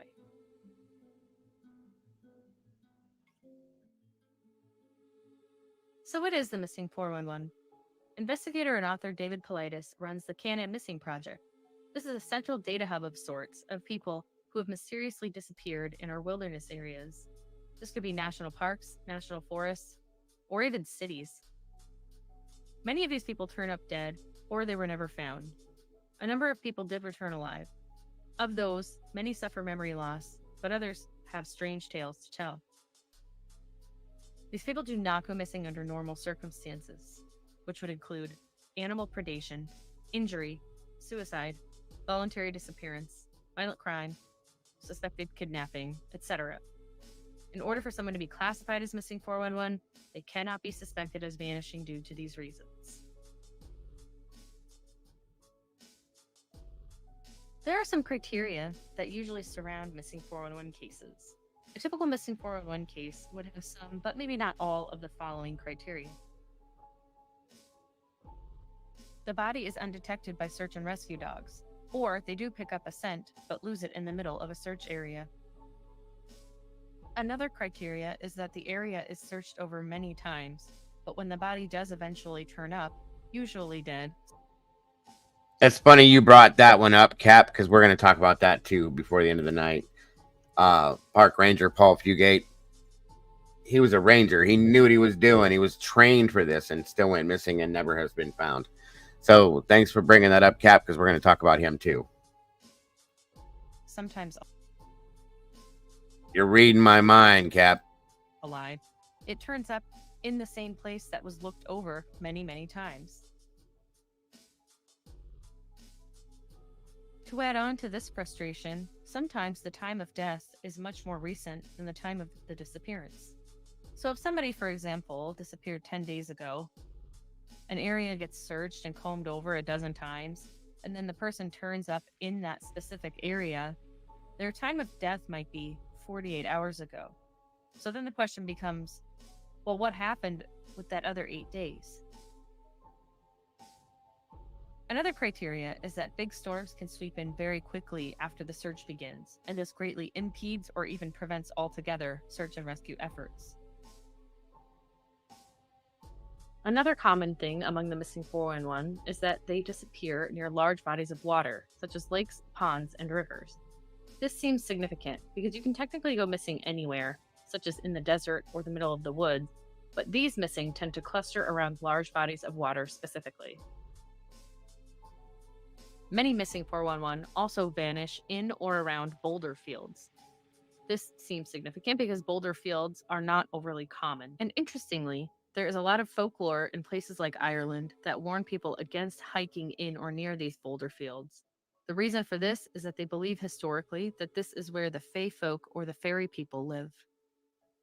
Berry picking is a typical activity for the missing, especially a lot of the older cases. Again, this is significant because it's not a typical activity of everyone who's out in the wilderness. Children who are found, whether dead or alive, can be found vast distances from where they vanished. And it's too far away to be explicable, especially because in many cases, the terrain is too severe for an adult to be able to traverse in that period of time, let alone a child. In one case, Paulides did have an experienced outdoorsman attend the site of a missing child with him. They went from the point where the vanishing occurred to the point where the body was found. They timed it. The adult male experienced hiker could not make that hike in the amount of time that apparently the child did. So this begs the question, how did the child get there? Were they picked up and carried? Point of separation. This is a term created by Paulides to describe when a person is with others, and 1 second they're there, and the next second they're gone. This detail is significant because it's not describing instances where the vanished person disappears from sight for a number of hours, and then eventually people might figure out that they're missing entirely. It describes instances where the person is there and very close by, and then inexplicably, for no known reason at all, they're gone. Another criteria of missing 411 cases is that search and rescue efforts are often abandoned entirely after about 7 to 10 days with no explanation given. The search and rescue efforts start off with much enthusiasm and much media blitz, and the authorities reassure the public that they're doing everything they can. And then suddenly, within about a week or two, they quietly shut down search and rescue operations. and they don't give a reason why, not even to the families. So, this points toward a suspicion that authorities know a lot more than they're telling us in these cases. There are some patterns among the missing 411 which are interesting and should be discussed. Some of these patterns include drowning victims. Some drowning victims are found in very shallow bodies of water, such as creeks or puddles. This can be mere inches of water. The person is usually face down, and there's no explanation as to what would cause them to lie down and breathe the water in and drown like that. People who go missing tend to either be of very high intelligence, such as doctors or scientists, or they might have a cognitive disorder, such as autism. This is not every missing 411 case, it is just many of them. Most of the missing 411 are men. In fact, it's 75%. This is significant as compared to the normal baseline human population, which in any given area is generally 50% men and 50% women. Just a note here on data and statistics. 75% of the missing being men may or may not be significant. This is because it's highly possible that that same ratio of men and women are what comprises the people who are out in the wilderness areas to begin with. Heritage. An unusual ratio of the missing tend to have German ancestry. This is incredibly interesting because in America, we're a melting pot, and there are many types of heritage that one may have. So a high number of the missing having German ancestry specifically seems to be a very significant data point and is noticed by many.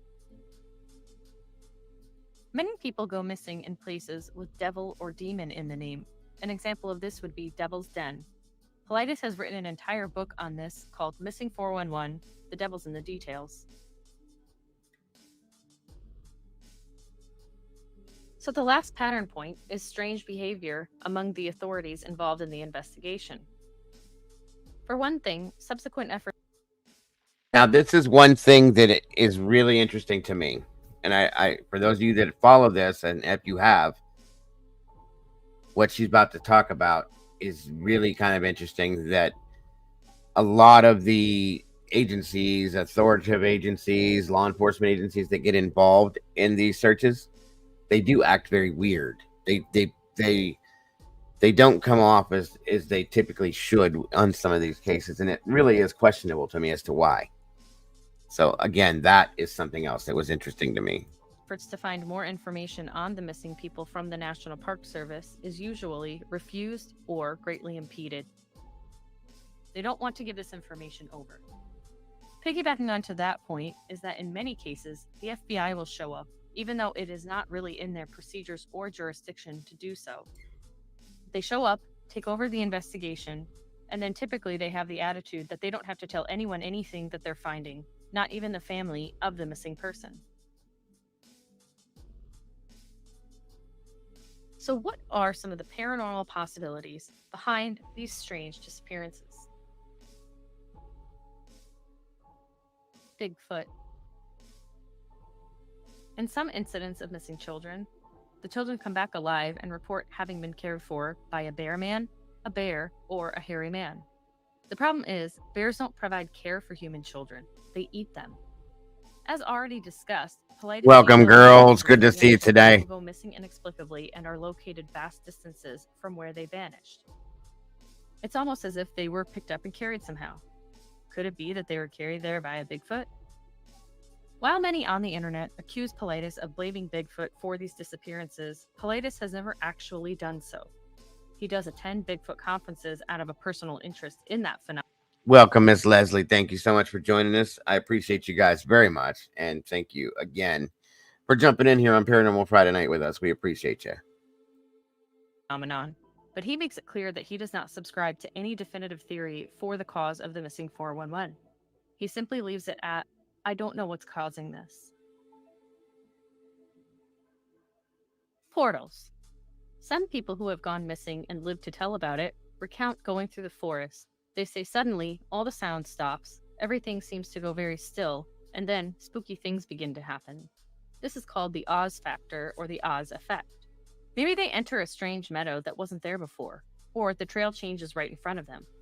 They look around and they're seemingly in a totally different place or a totally different world. One woman discussed watching her friend put her finger through an ethereal shimmer in front of her. The woman's finger disappeared. Similarly, a Colorado man told Politis that he heard a loud hum on the trail. Everything in front of him became blurry. He stuck his foot through that blurriness, and his foot disappeared. The man turned and ran away, and he was grateful that he did so. Some people who have gone missing and returned say the event lasted mere seconds or minutes, but when they see people again, they discover they've actually been missing for hours or even days. This is called missing time. Fairies. Many people, including a friend of mine, have discussed being in the woods, getting lost, and either being helped or being messed with by tiny little people, described as elves, goblins, fae folk, or gnomes, who live in the woods and who are not of this realm. The witnesses know that they're not supposed to be seeing these people or interacting with them on a normal basis, but in these cases, when they do interact with them, they talk about sometimes going underground or in a cave, or being lost in some sort of strange meadow, being offered food and drink by these little humanoid creatures. Sometimes these creatures are making music or dancing in circles and singing songs. Is it possible that sometimes people are abducted by little fae folk and they just never come back?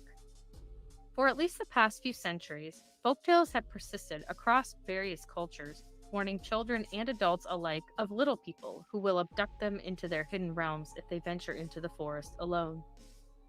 In my recent video, Fairy Encounters in America, I discussed my findings while delving into hundreds of fairy encounters across the US.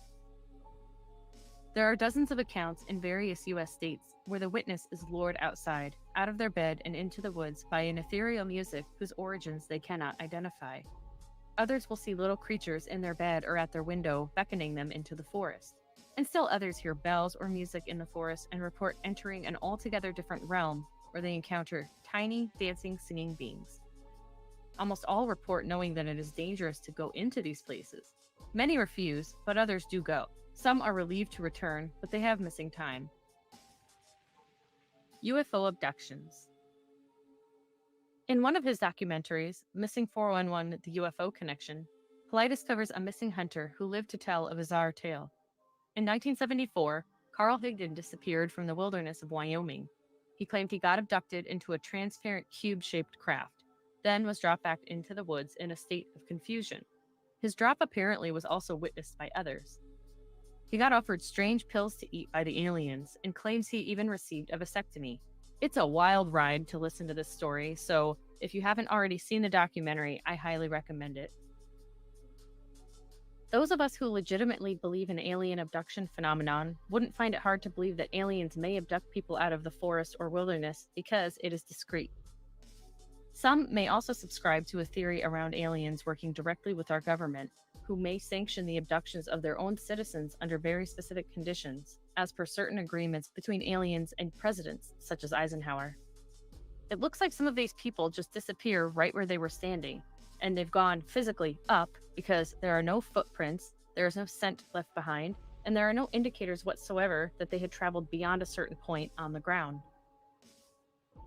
In one spectacularly creepy encounter in the forests of Mount Shasta, a boy recounted to his grandmother that when he got lost in the woods for a number of days, he actually wound up with what can only be described as aliens. He told his grandmother that he wound up in an underground cave that had guns, purses, and spiders in it. He said that an entity who looked just like his grandmother, except, quote, like a robot, examined his stomach and tried to get him to defecate on sticky paper. He said he couldn't, and the entity got annoyed. She supposedly informed the boy that he was from outer space, and they had planted him in his mommy's tummy. This bothered his real grandmother immensely, not only because of the details of his story, but because she herself had camped in that same spot with a friend earlier in the year. She had awoken face down in the dirt outside of her tent with a wound on her neck, and she was violently ill. Her friend also awoke inside his camper with a wound on his neck, and he was violently ill. They had both seen red eyes peering at them through the forest before going to sleep. But to make this all even stranger, they had also noticed they hadn't even observed any wildlife at all during the trip, except for 2 crows who sat in a tree staring at them, and this creeped them out. But maybe the entire phenomenon of having missing time and then recalling it as an alien abduction is really just all memories planted by a psychotic government, and this leads us into the next possibility. Government experiments. Anyone who's been looking into high strangeness long enough begins to understand that our government has a lot to do with the strange things that occur to people. The government often experiments on people without permission, and this could be anything from mind control to bioweapons testing. For example, MK-Ultra. MK-Ultra is a series of mind control experiments performed by the CIA throughout the 1950s and 60s. Arguably, they are still doing so today. Oftentimes, these experiments are performed on unwitting subjects, such as prisoners or children who are abandoned at mental hospitals. They would use drugs and many experimental and cruel techniques to alter the memories, behavior, and thoughts of their subjects. Charles Manson and Ted Kaczynski were examples of the CIA's mind control victims during this time. Project Mirage is also a purported program the intelligence agencies run on people, in which they abduct citizens and brainwash them into having future memories of the event being an alien abduction. In reality, the event was just a bunch of government employees abducting people and experimenting on them. But the memories that people are left with are false memories to screen what really happened, and those false memories are of aliens abducting them. So, the US government is not above abducting its own citizens to perform these sick experiments on us. As discussed in my last fairy sightings video, some people who have gone missing and live to tell about it talk about seeing a predator-like camouflage shimmering figure in the woods who seems to be stalking or hunting them. Is it possible the government is using advanced technology and testing it out on innocent members in the wilderness where nobody can see what they're up to? The government actually has been testing invisibility cloaking technology for some time now, which would allow soldiers to blend in almost flawlessly with their surroundings. Perhaps this could explain the predator-esque effect some hunters report stalking them around and hiding in the trees. The government has also reportedly performed many experiments with, quote, interdimensional holograms, teleportation, and time travel. So, maybe our government has either created tech and mind control, which makes us believe something supernatural is happening, or they actually have opened doorways for supernatural entities to come through. Some scientists who work close to CERN technology claim that it is little more than demon summoning and portal opening technology. Even Elon Musk has warned us about how evil it is. The government doesn't want us to know. The biggest frustration about this whole thing is how much the government seems to be covering it up. This is one of the main reasons that people think the cause for these missing people goes well above and beyond typical explanation. In many instances, Paulides has been prevented from obtaining proper information from the National Park Service.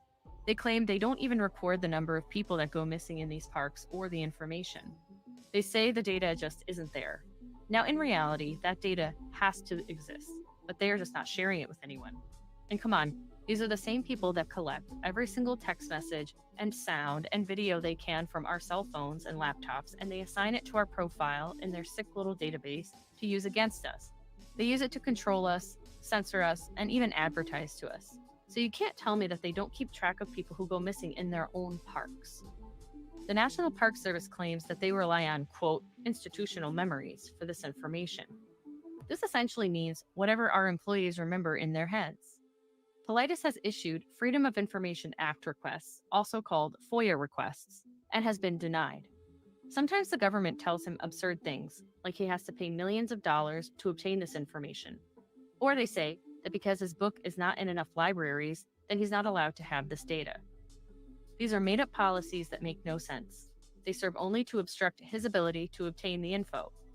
Why would they need to apply astronomical prices or irrational conditions to information that is essentially just a forest ranger's memories? In one candid phone discussion, one of these authorities simply told Paulides straight up that he would never get the information he wanted on a specific case of a missing teenager, and Paulides never has been able to get it. Why is it that the government can find you living in a shack in Guatemala if you skip out on your taxes, but they refuse to find hundreds of missing civilians in the parks that they manage? Something is causing the bizarre disappearances of people in our wilderness areas. I think it's not wise to point the finger at any one singular cause. 10 different people could go missing for 10 different reasons. But the reasons discussed here are the possibilities that exist outside the standard cookie cutter and lackluster suppositions, such as serial killers, weather, and bears.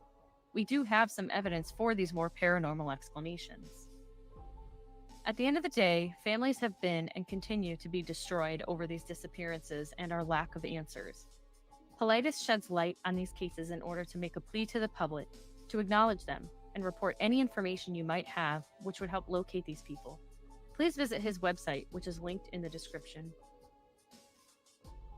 Additional links for the programs and cases cited in this video will also be provided in the description. Thank you for watching this video. So there's a little explanation into some of what could be part of where some of these people went. It's pretty wild, some of it. Let me see here.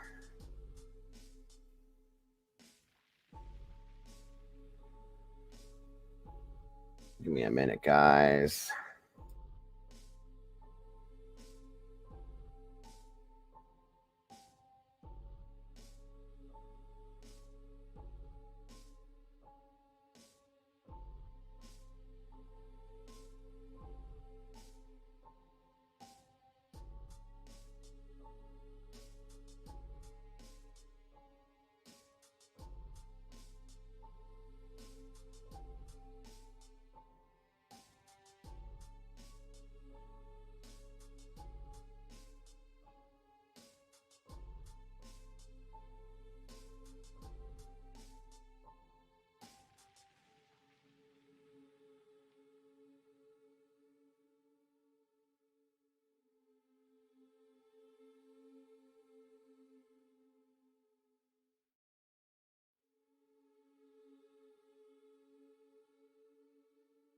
Okay, so I got another couple stories here about a couple other cases.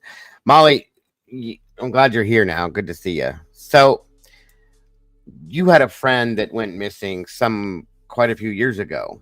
Um, Correct me if I'm wrong. I wish you would join me up here, but I know situations you can't sometimes. But she explained to me before we get into this next point that she had a friend that went missing that she had known for a while. A good friend of hers that has been missing for how many years now has it been, Molly? And he went missing in this type of a situation. Okay. And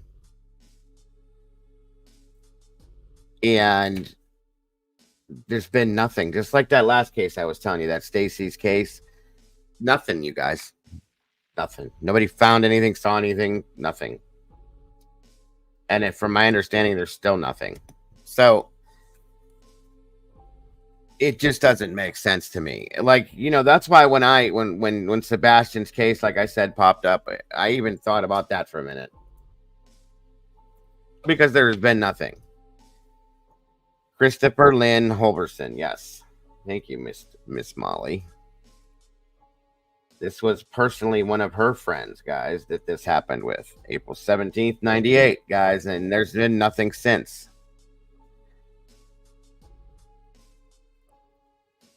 Okay. And that's been quite a while now. So, hold on a minute here. Let me see something real quick.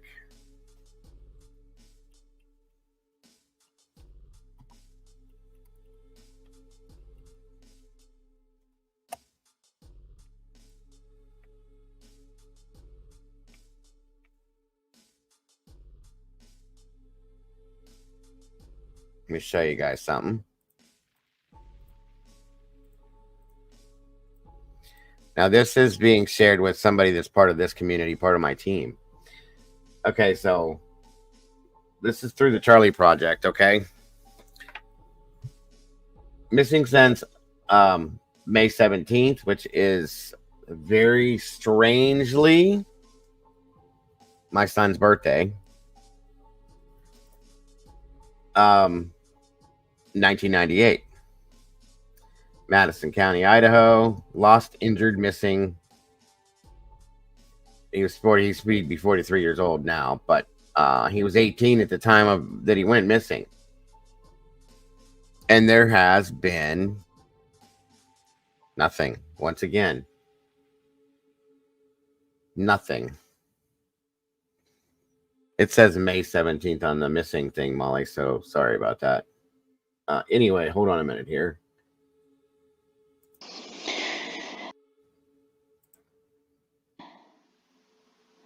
Very handy. Hello and welcome to my channel. Today we're looking into the disappearance of Christopher Lynn Holverson. Hold on. And Christopher's case is classified as missing 401. All right, well, come on up then. That'd be awesome. Hold on a minute here. Here is a link for you, dear. Like I said, you guys, Molly is and has been long time part of the team. She's one of my producers. So this is coming directly from her as we're going to watch this too. This will give you the points on it, but this is somebody we know, somebody we're close to, somebody that's not going to make this up. Do you know what I'm saying? So it's quite interesting. It really is to know, to be able to be close and talk to somebody that's close to a situation like this.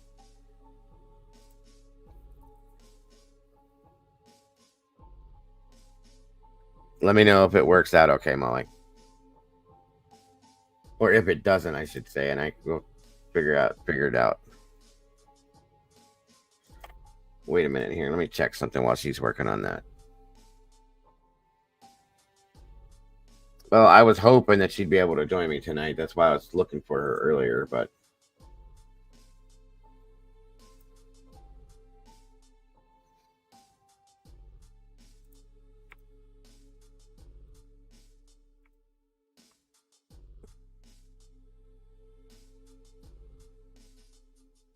be nice, guys. She's a little camera shy, so she's not going to be showing her face, but we will hear the voice.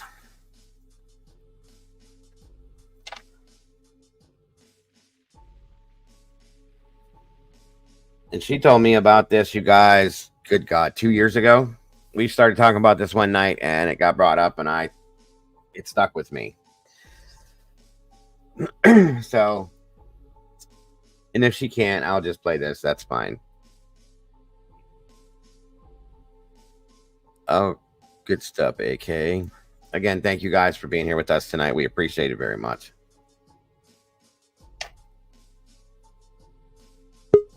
Yep.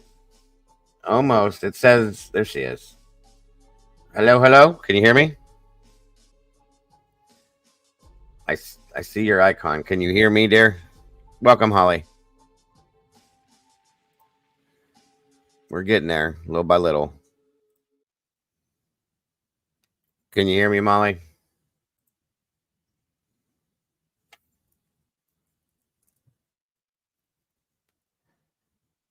I don't have any kind of audio with you yet. No, I don't hear you yet. We'll get there. Don't worry. Take your time. If you need to go out and come back in, we can do that too.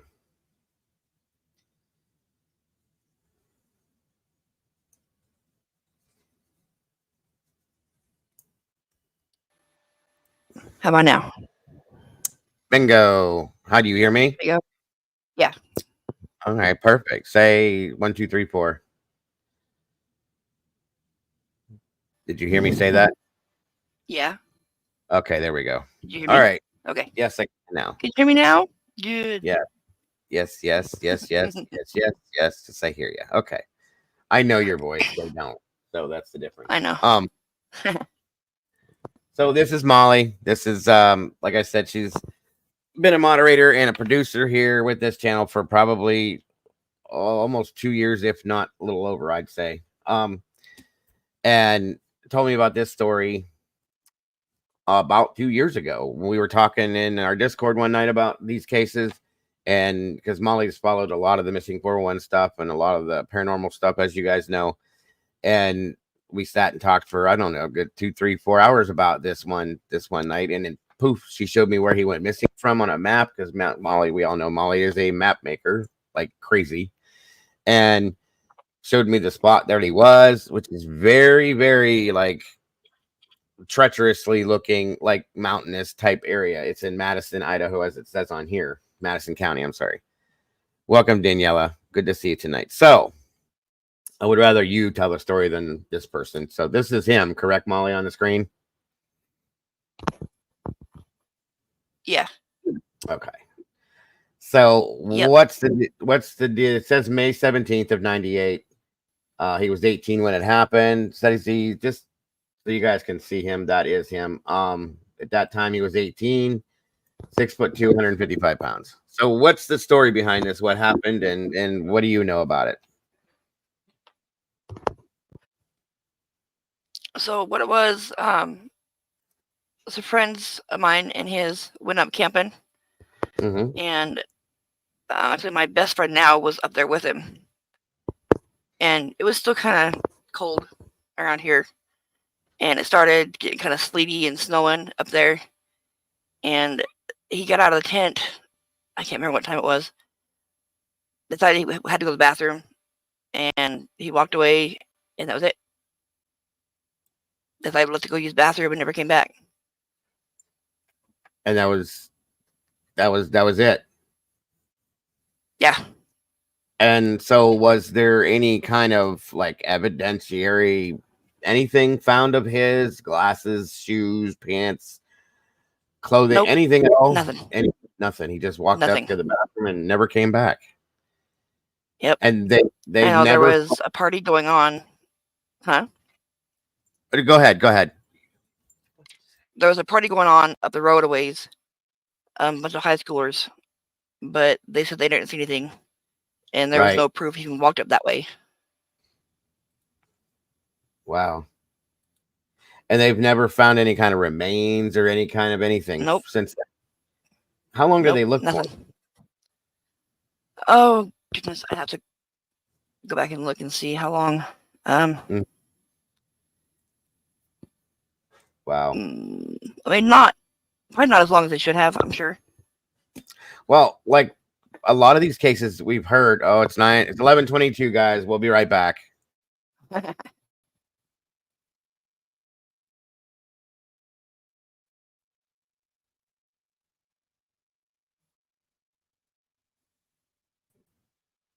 Okay, remove that one, and here we are. All right. Yes. Twins.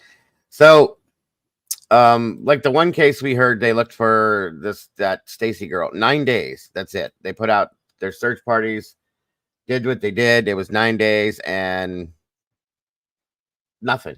And they still haven't found anything. And this is, 30 some odd years later with that one. Right.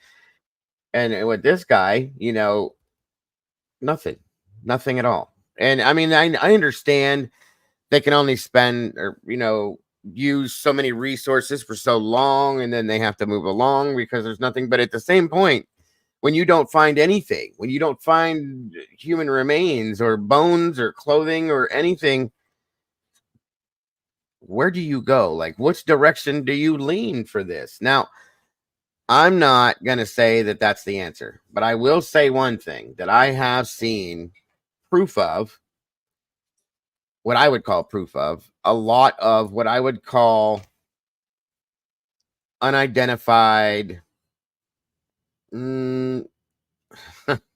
don't want to say UFO, but I'll say unidentified projectionary stuff going on in Molly's area that she's filmed and sent to us. We've watched it, guys, on this channel. Lights that are doing weird this things. is not far from where I live right now. Oh, that's what I said. Yeah, right. So it is one of them things, you guys. So when somebody says that they think that aliens could be part of the answer to some of this, that's not far-fetched to me, because I'm not going to sit here and say that I don't believe in aliens, because that would be kind of arrogant of me. As much as Molly has seen in her own backyard with her little phone or her, filming things, her videos, her camera systems for her home have picked up stuff that I've seen on my, that I've been sent and looked at. And a lot of us have sat here and gone, what the hell is that? Triangular lights flying across the sky, or balls of light just scooting across the sky with nothing attached to them. Really? So there again, somebody gets out of a tent that's camping and goes to the bathroom and never comes back. And one of the people that was with him that night is her best friend at this point, and she's here. Yep. Where's the answers at, guys? Where are the answers? And this is what David talks about. Like, it just doesn't make sense. That's why he got so fascinated with it, why he stuck with it, because same reason why it mesmerizes me at some point.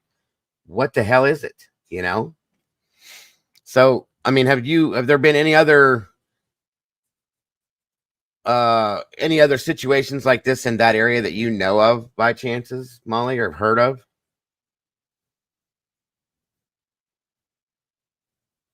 No. Nothing. Nope. See? Well, if you don't mind, while No, you're you here, don't I'm really gonna hear about people going missing up through there. right, but Christopher did. That's the thing. So, and all he did, guys, Exactly. was it like the middle of the night that he did this? You say, or roughly, and just never went back, or?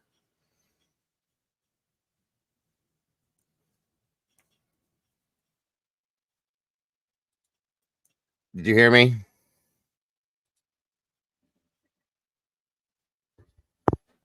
No, my thing was cutting out. Sorry. That's okay. Would you say roughly, because there was no exact time that you knew, but roughly maybe like the middle of the night when he was sleeping, he got up to use the bathroom and never came back, or was it like early evening possibly, Yeah, or it was middle of the night. morning? Middle of the night. See, and even like, guys, here's the thing: if an animal would have grabbed him, because there are wild animals, I know that, and done something with him, there would have been pieces of him found. In my opinion, you know, the animals just don't take things, tuck them away, and hide them unless you're an alligator in the water. That isn't the scenario. Right. That if a bear would have done something, there'd have been pieces of him found. Sorry to say it like that, but remains, clothing, shoes, shredded clothing. I mean, anything like that, or a bobcat, or a mountain lion. That's how they work. They're messy. There was no blood. There was no nothing. Just poof, you're gone. That's crazy to me. It's very crazy to me. So again, like I said, you see so much. I've seen so much unidentified stuff going on in her realm of the woods, and it makes you wonder at some point. Cap is asking Molly, was he in a state or national park where he went missing from? Do you still have that map that you showed me, Molly, where he was at? Do you still have that or no? Yeah, I sent you a couple things in Discord already. Okay. Thank you, dear. I figured you would. 1 second here, guys. I'll show you. Bingo. Here we go. Wow, that was quick. Okay. What is this here? No, I don't want that. I want this. And I want it over here. All right, so we'll start off with this here. Can you tell us what this is?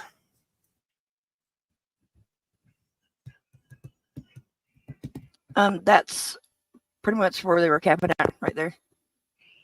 Off of the side of the road I got another area. picture. I just got to get to it. You're okay. Yeah, it was a little camp area right there, up that little trail. Okay, That so hill, up that road, whatever it is. Right over here. Oh, up this road here, you mean? Okay, I got up that road.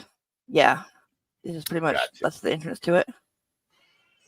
And you see how dense, like this is really thickly wooded, you guys. So, you know. Oh yeah, very, very thick. And what part? It says Madison County, but what part of Idaho is this? Like right where you're at? It's up in Ryrie. Ryrie. Okay. Thank you. All right. So hold on a minute because I got a couple other things here. And of course, like I said, the map making is phenomenal that she does. Or the mapping, I should say. Hold on. Okay, so here we are. Let me blow this up just a little bit. All right. Let's see here. So this is where he was camping in this area here where I'm circling. It says Christopher Olvison. And okay, so Molly says it's 17.5 miles from her house to the campsite, which is not far at all. Thank you, Niles. Unidentified aerial phenomenon. Thank you. So what do we got? What is the rest of this stuff, Molly? If you can explain real quick. Caribou National. Okay. Hold on real quick, Molly. So there's your answer, Cap. The rest of that stuff has Caribou. nothing to do with Chris's thing. Okay. Go ahead. So this is Caribou Tarhi National Forest. So it is a national park area. Okay. Yep. What are these little dots here? What does those mean?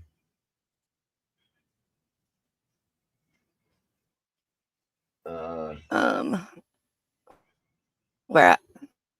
These little they're things. Just pictures that are on the map. Oh, Not okay. for me, but just. Gotcha. Substation here. It's a straight shot. Okay. Cool. All right. So hold on a minute here. Let me throw this up too. And this is looks like a newspaper article from that time.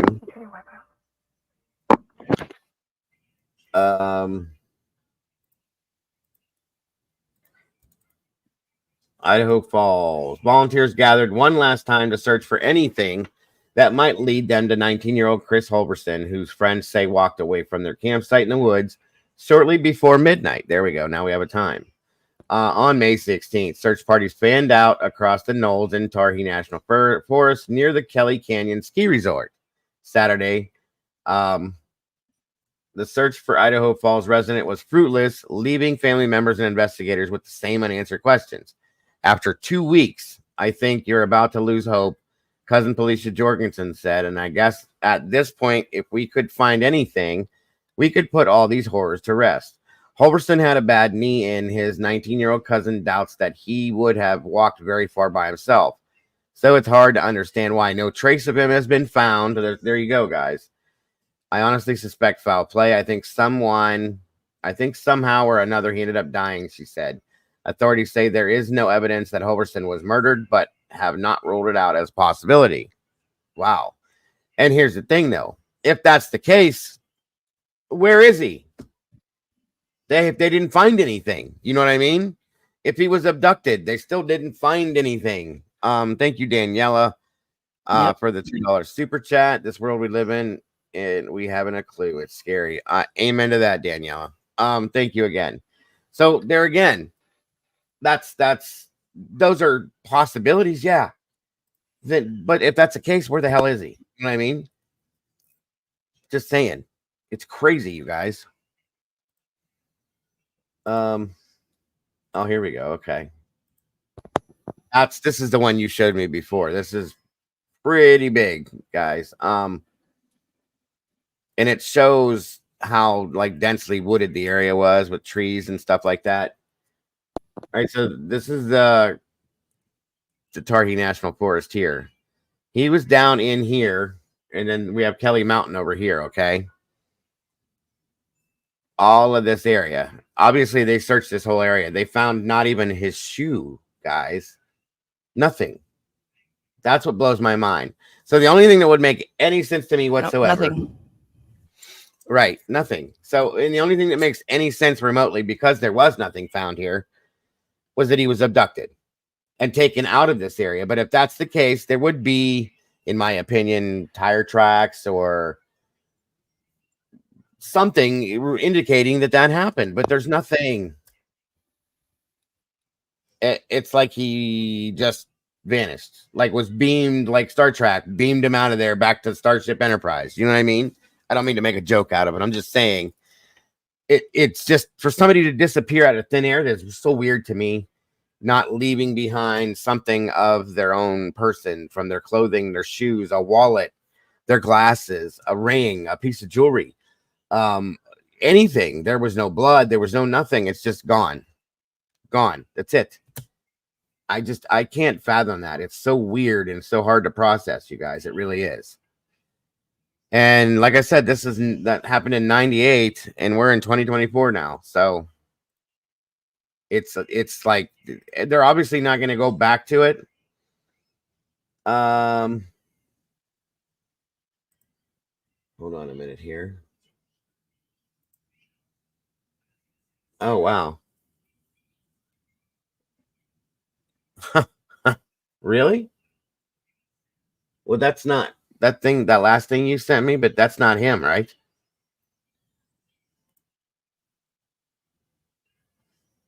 Can you hear me?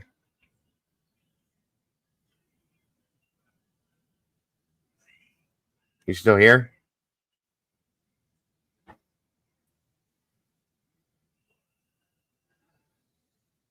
Yeah. Can you hear me? Oh, there you are. Okay. So this last thing you sent me, this guy has the same exact name. Like my Wi-Fi's being slow. You're okay. So she just sent me this after Yeah, the his fact. but his family members found that and thought it was him. Oh, like he just maybe faked his own death or something, and then okay. But DNA, you said DNA proved that it wasn't the same person. But then they Wow.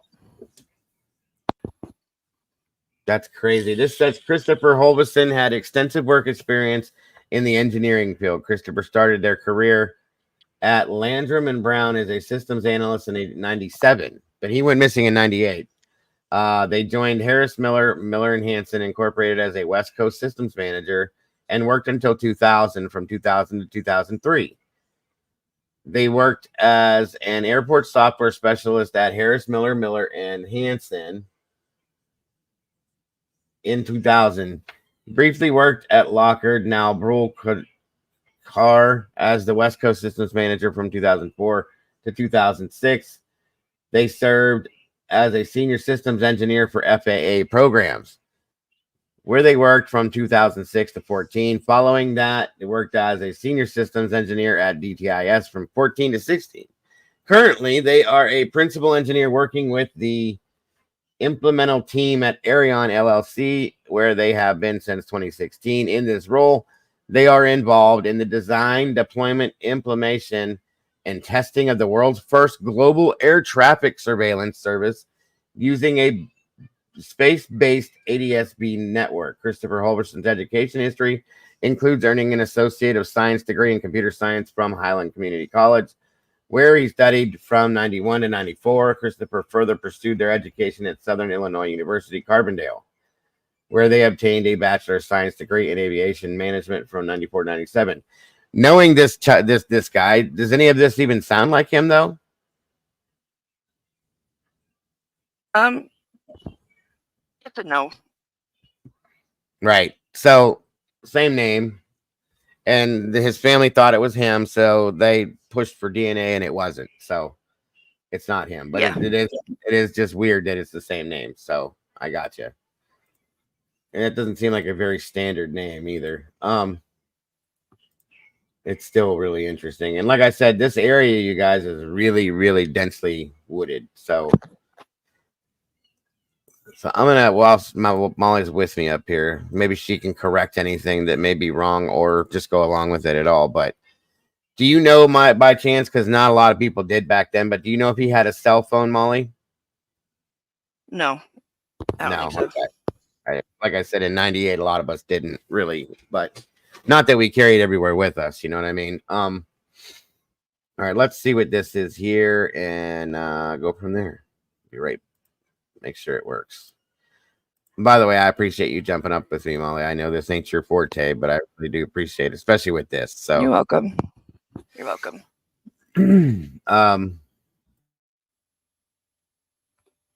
Before we get into that, my son's best friend since kindergarten has gone missing from a national park. He's been gone since January of 2024. His name is Andy. He volunteers for the National Forestry Department and well known. Oh, wow. Where at? Where did it happen at, Toby? If I can ask. That's horrible.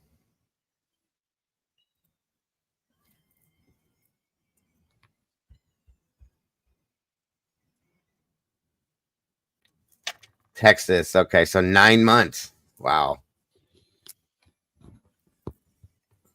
How old? Do you know how old he was, Toby?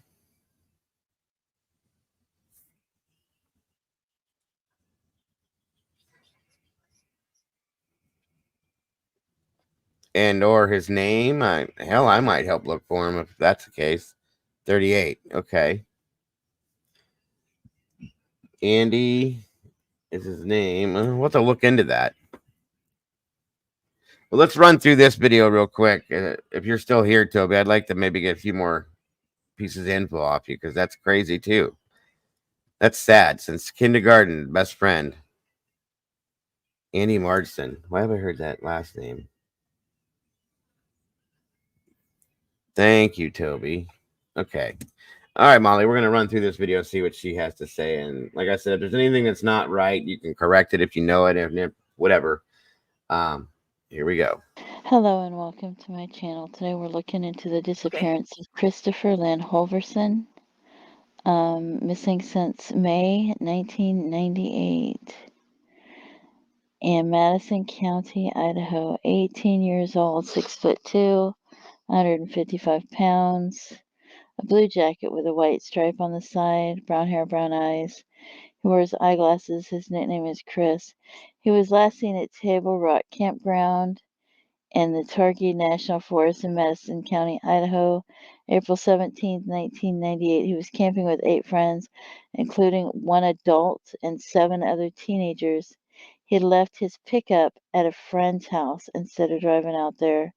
He left the tent sometime between 9:30 and midnight and never returned. There was bad weather in that area at the time. There was still snow on the ground and it was sleeting. He never came to collect his vehicle. Okay, first off, as we've heard through every other case that they've talked about, there's usually some form of bad weather going on, whether it's rain, thunder, lightning. And I know for a fact, especially where Molly lives, that they have snow for a long time. I remember this past spring, I was showing my flowers blooming, and she still got snow on the damn ground. And it's blizzarding. So they're always getting snow out there. So like she said, it was sleeting and snowing. They're camping. He steps out to use the bathroom between 9:30 and midnight sometime and never showed back up, guys. That's insane to me. So I'll keep inclement weather. There was still snow on the ground. It was sleeting. He never came to collect his vehicle, has never been heard from again. This is insane. So all right, let's keep going. Vehicle, and he was never heard from again. Yeah, they said that his parents were going through a divorce, but yeah, I don't. And his friends stated he wasn't involved with drugs or the alcohol, but his father found drug paraphernalia in his room. And one of the other websites said that he was out with friends, and one of them had their stepfather with them, and they were all partying at the time, and something happened, and they didn't say if they got into it or I don't know. So I don't. So have you heard any of that story before? Yeah, they're just smoking weed, not like partying, but Figured that. you know. What about him getting into it with somebody? Have you heard about that at all? Kind of. There's a few different stories on that, depending on who you Okay. ask. But Gotcha. the ones like that did say anything about it didn't say it was anything super bad, you know. Yeah, sure. No, I got you. I mean, not Interesting. enough to make someone walk away to fear, kind of thing, you know. And never come back. But You're then right. there is the adult that was up there. Mhm. His name was Roger, and he passed away. Oh, when did Roger die, babe? A couple of years ago. And just before he passed away, like a month before, he had gone on Facebook and to the thread talking about Chris and told them that he wanted to talk to them about Chris. Well, then like a week later, he died. So, and the only person he would have told anything would have been his son. But 2 months after he died, his son died too. Really? Wow. What did he die from? Yep. Was it something he was expecting, or do you know? No. He wasn't too healthy. He had a lot of drug use in the past, Sure. and from what I knew, it was kind of complications with that kind of stuff. Gotcha.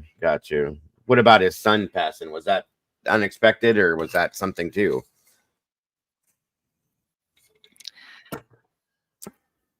I'm trying to remember if he, because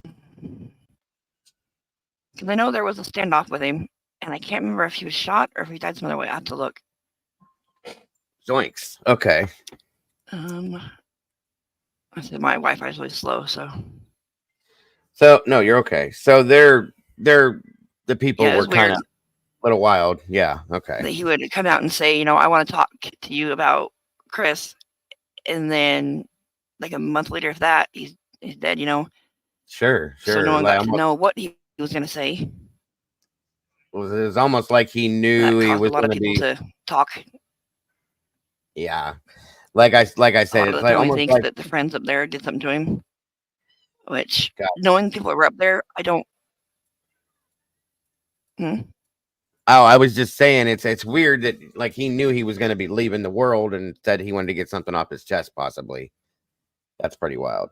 But go ahead with what you were saying. Right.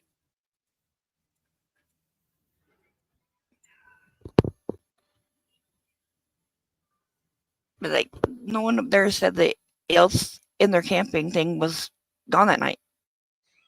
They were all there. Unless, they're not telling the truth. Right. But here's the Which thing. could be. Who knows? Here's the thing though with that. So if somebody did something to Chris, guys saw where they were at. It was out in the middle of BFE, okay?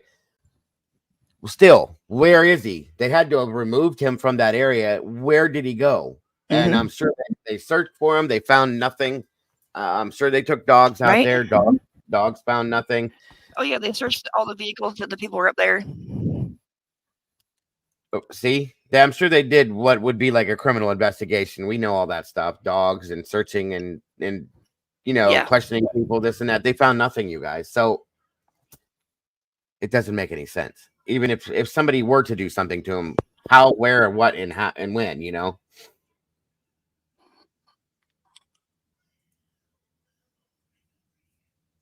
That's crazy to me. That is so crazy to me. I'm gonna go forward with this. Let's see if there's any more on it. Hold on. I don't know what happened. I don't understand why somebody's stepfather would take everybody partying, but this says they weren't partying, but the other website said they were partying. So it was like a stepdad took a bunch of teenagers out partying. So I don't know. It's not looking good.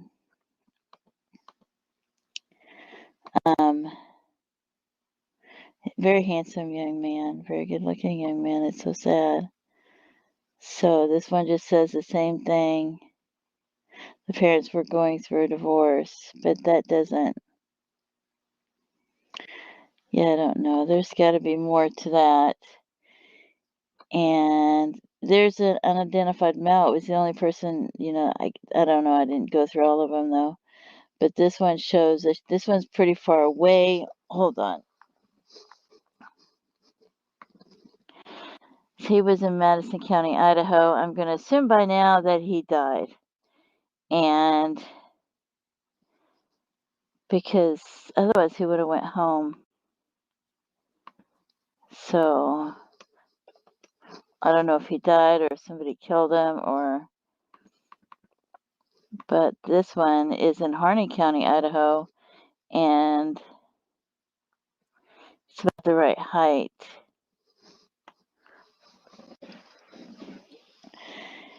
It's a long drive, but I don't know what that's in Oregon, not Idaho. Is that close to where you're at, Molly? Right. Harney County, Oregon?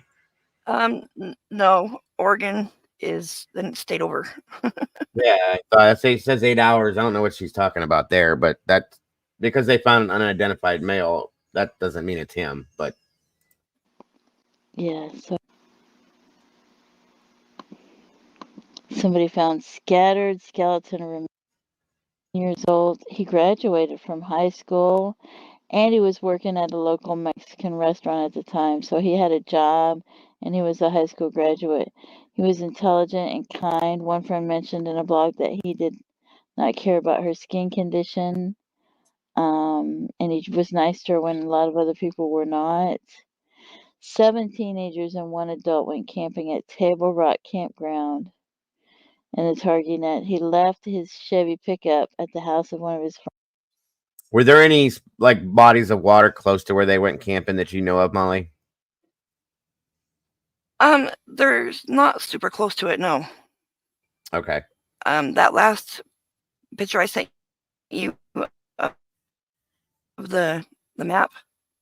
Yeah. At the end of the blue line that I showed you Mm-hmm. is the water. Let me see. I'll tell you how far it was. It'd be 2.37 miles. Okay. But again, that's not flat ground, you know? Right. Okay. So we have so this is stuff you just dropped me. That's And it goes better down to the Snake River. Snake River, of course, that's down there. Yeah, okay. Which they did search. I would imagine they did, yeah. Hold on a minute. Why does that not let me do that? What the hell just happened here? Hold on a minute. Always trying to get me to buy something. Hold on a minute. 1 second.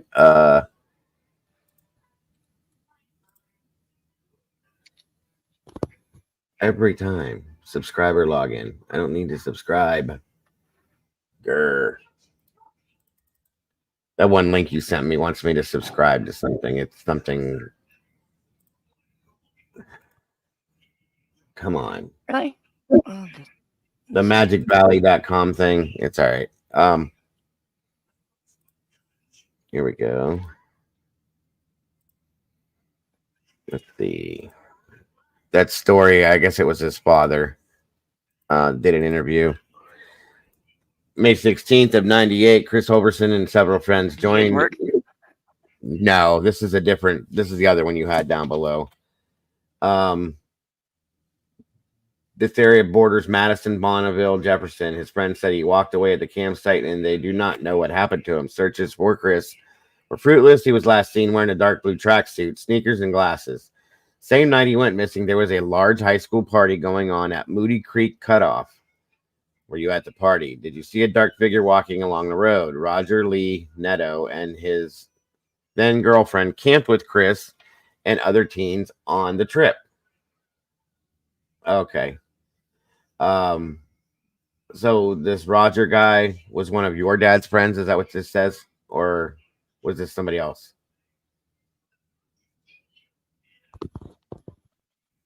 Well, yeah, he knew my dad, but that's the guy that was up camping with him that wanted to talk to. Gotcha. Okay, so that's the guy that about Chris. Gotcha. Okay. Here it is. It says on May 2016, Netto 67 at the time contacted my site to talk about the campsite or the camp out. Unfortunately, he died 2 months later. What did he want to discuss? Others at the camp out have discussed their thoughts and feelings about that night in 98. Chris is still missing 19 years ago tonight. Madison County Sheriff is the lead agency, 208-356-5426, and Crime Stoppers of Idaho Falls, Bonneville County will accept calls. Wow, definitely a cold case then. But it's still because there's been no evidentiary stuff pulled out in this. It's listed and classified as a missing 411 case as far as I'm concerned, because there's nothing else to it. Yeah. Well, just let me do this now. Let me see. Damn it. Nope, it won't let me do it unless I subscribe to this magicvalley.com thing. Yeah, That's it's so weird. I can open it. I'm not subscribed to it. You sure? Well, rude. Magicvalley.com. I don't know. Local news gone without a trace. Maybe because you live there. I'll just go through and steal it. No problem. Let's see what else do we have here. So these are posts from Facebook, I believe.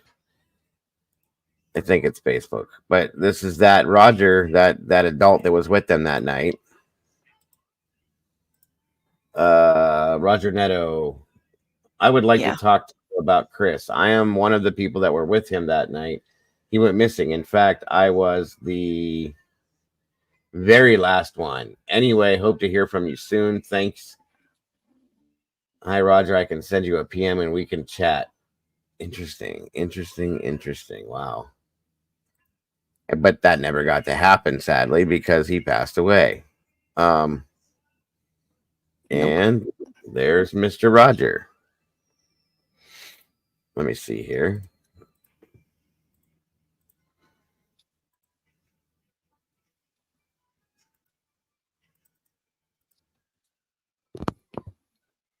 That's him, 67, Roger Lee Netto of Idaho Falls, passed away July at Eastern Idaho Medical Center. Oregon City, Utah, Donald. Yeah. So that's that would be his obituary. I mean, did you know him, Molly, or did you just know of him? The Roger guy. Roger? Yeah. Roger? Yeah, I know him. Like, what kind of a person would you take him as? I did.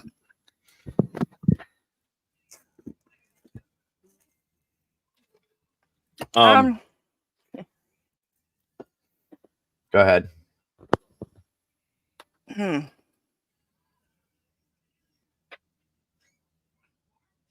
Well, let me put it this way: would you suspect him of doing something wrong to somebody else? He was an old pervert. Okay, well, there's that. Not a kid, no. No. Okay.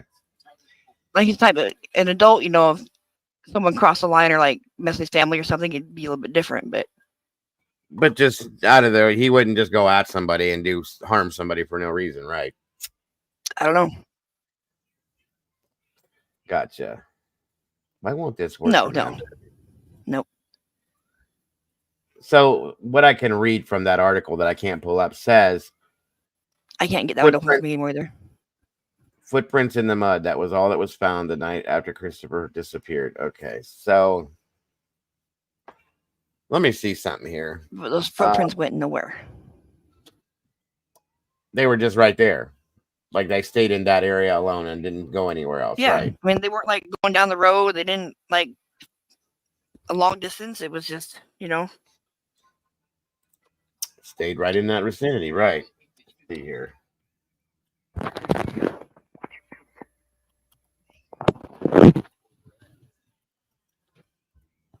Let's see if I can pull that story myself. Nope, wrong one.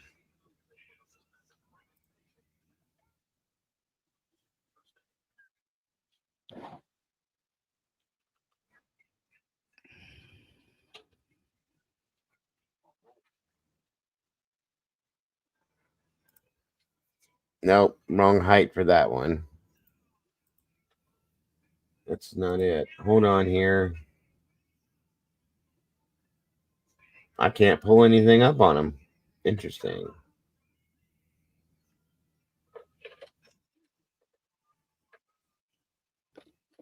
On Roger? No, on Christopher. There's not a lot online. No, like, there isn't or anything. And that it's sad because even there's cases that go back even further than that have more to them than this one does. Right. That's sad. It's really sad. And Roger's son, I told you though, if he would have told anybody anything, it would have been him. Mm-hmm. I looked it up so I could remember on how he died. He was shot. I remember now. A friend of his shot him over a girl. Wow. Yeah. That was in 2022. Let me see. This might work. It's still trying to get me to do it. Damn it. I probably just did the same thing you did. Hold on.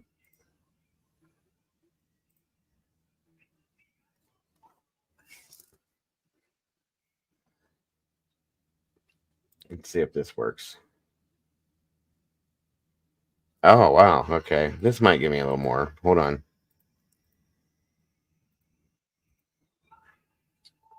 So, okay, we know that. The night of March. Oh, sorry. The night of May 17th, 98, Chris and several of his friends, 7 teenagers, that one adult, went camping Table Rock Campground. During the camping trip, the group that Chris was with partied that night. There are a lot of rumors about what this entailed, though one camper admitted to marijuana use. As a side note, his father, Terry, found drug paraphernalia in his bedroom shortly after his disappearance. So it's probably, a bowl or some weed or something, which that's Yeah, he pretty found a weed pipe. right. That's pretty standard. I mean, so Yeah. at some point, 9:30 to midnight, Chris left the tent. The campers claimed that he tripped over the rope. They teased him about it, and he walked off. There are some claims that he got into a fight with one or more of the people he was with. While someone said that he just left and that it was in his character to take off unannounced, but always returned, except that he did not return. There was one credible sighting of him by a driver at the campground, reporting that they saw a tall male wearing the clothing that he was wearing when he disappeared. Chris was 6'2", and he was wearing that blue tracksuit with white stripes on the side. This sighting, again, was not confirmed to be Chris, but Ellie believes that the sighting may be credible. There are mixed reports of when the campers realized that he was missing, as well as if they went to find him. His truck was still at the friend's house. Other than that, there has been no evidence about the whereabouts of him in the last 22 years. There are two main theories about the fate of Chris. He succumbed to the elements after walking off that night, which doesn't make sense because they would have found him. There are parts several of him or something. right. There are several reasons why he could have walked off, but whatever the reason, something happened and he died. The weather was rough that night, sleet and snow, and Chris was only wearing a light jacket. It does not sound like he had a flashlight either. However, most reports have said that this area was very easy to access, not isolated, and that the wildlife encounters were rare. Perhaps he may have wandered too far, but this does not sound like a case. Him camping in some deep, difficult to navigate wooded area. It doesn't either. Many locals say that it is very difficult to get lost. That being said, Ellie believes that the sighting of him by a vehicle was credible again. Number 2, something happened at the campsite and they have kept it a secret. It sounds like the campers initially told the same story, but it has possibly evolved in the years following. There are also some allegations about sketchy behaviors of the camping party in the days following the disappearance, but the details are not public knowledge. Now, no one has ever come forward and said, I think so and so killed Chris or XYZ happened, but the rumors run rampant. I have seen a lot of shit slinging on certain Facebook groups between his family and friends and the people he camped with that night. Allegations of drug use, potentially stronger than weed, that the older adult, a step parent of one of the teams in the group, threatened the others into silence, etc. The older adult in the group was alleged to have wanted to come forward with more information, but he passed away before he could. Well, that's what you just told me. So, Ellie has been pretty agnostic on what they believe happened to Chris. There is no public evidence that points to a strong conclusion. However, most of Chris's family, friends, and locals believe that the group that he was with knows more than they let on. What do you think happened to Chris Holverson? Idaho State Police. Oh, so that's the news release that they put out if I pull that up. So, all right. I struggle with that as well, Dane. Okay. Getting out of a tent, walking out of the way, you don't have to go very far, okay, to take a leak or whatever he did, and then you just come back. I gotta wonder if they're that whole little story where they're saying that something could have happened and the whole group of people covered it up. What do you think of that? I'm biased on that because my best friend's up there, and Sure. she's never told me anything bad happened. But I'm not saying it couldn't have. But I I don't know the understand. people that were up there. I just don't see that happening. But again, I'm Right. biased, so And I understand. I get like why you should be. You know, I would be. It reminds me, I hate to sound corny with this, but it reminds me of that movie, I Know What You Did Last Summer. Okay. Where right? something happened, you know, they hit the guy with the car and then they all threw him in the lake and said they made a pact to never tell anybody because they know that they would have probably all go to prison and blah, blah, blah, blah, blah. That's exactly what that story reminds me of a possibility. Yeah. You know, I'm not saying that that's what happened. This would be a good case It could to have look been. in. Right. I mean, if somebody's petrified that they're going to go to prison for the rest of their life, even if they didn't take a big part in what happened, if they believe that they were there, and that could scare anybody into silence forever. You never know. And the fact that Yeah. that older guy wanted to come out and say something and then he died, that freaks me out a little. It's kind of like, whoa, wait a minute. You know what I mean? Yeah. And you think that if that was the case and, you know, Roger threatened everybody, once he was gone, I would hope that someone would have came out and be like, well, hey, he's dead, so why can't we go open our mouth? That's unless there was more than one hand in that basket, if you know what I'm saying. Yeah. That's the only other thing I could think of. And I'm not saying like your best friend did this, but people get scared because, you know, thinking about going to prison for murder is one of them things. So, yep. Let me see something here. With Chevy, hold on a minute.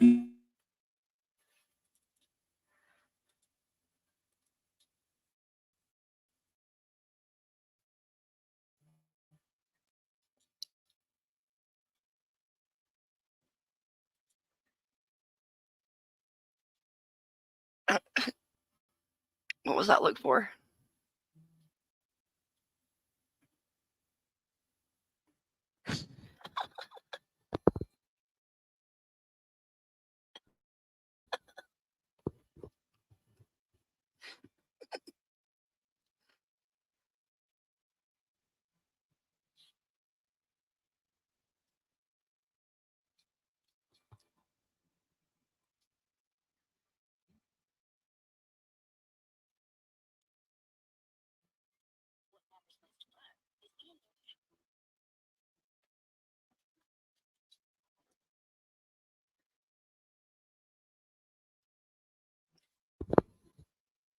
Dane, no, there was no bathrooms there.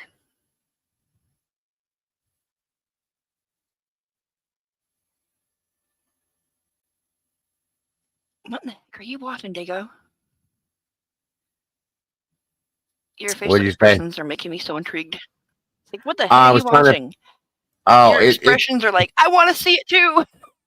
I was trying to figure out this. It's a podcast about this. Is local people. It's from iHeart. I found as I was sitting here looking, because now you have me like perplexed with this. Now I'm like, you know how I get with these cases. Did they show the names on those? On who was doing it? Is it Christy and what was her name? I don't know. They might say their name. Hold on, I'm gonna play it for you guys. Is it You're two still females? here? I think so. Yeah. Yeah. Okay. All right, then let's see. I kind of remember when it occurred. Can you hear it? Yep, that's them. But I don't think that's them. Read at all because I don't think we've ever read this case before. It's Christy and Katie. But I always think it's kind of interesting for us in Idaho to do our own local cases because, to be perfectly honest, you guys probably don't hear about most of them because. Yeah, I see their names in here now. It says case to Katie and Christy and Katie. Yep. There you go. Okay. Yep. Most I know those two. Idaho and Iowa are different states. I've had that experience. That is true. So, they're not Iowa. You know how many times I've heard people like I've done that in the past? There's Mikey. Iowa, Idaho. I say Ohio all the Took long time too. enough, I Mike. don't know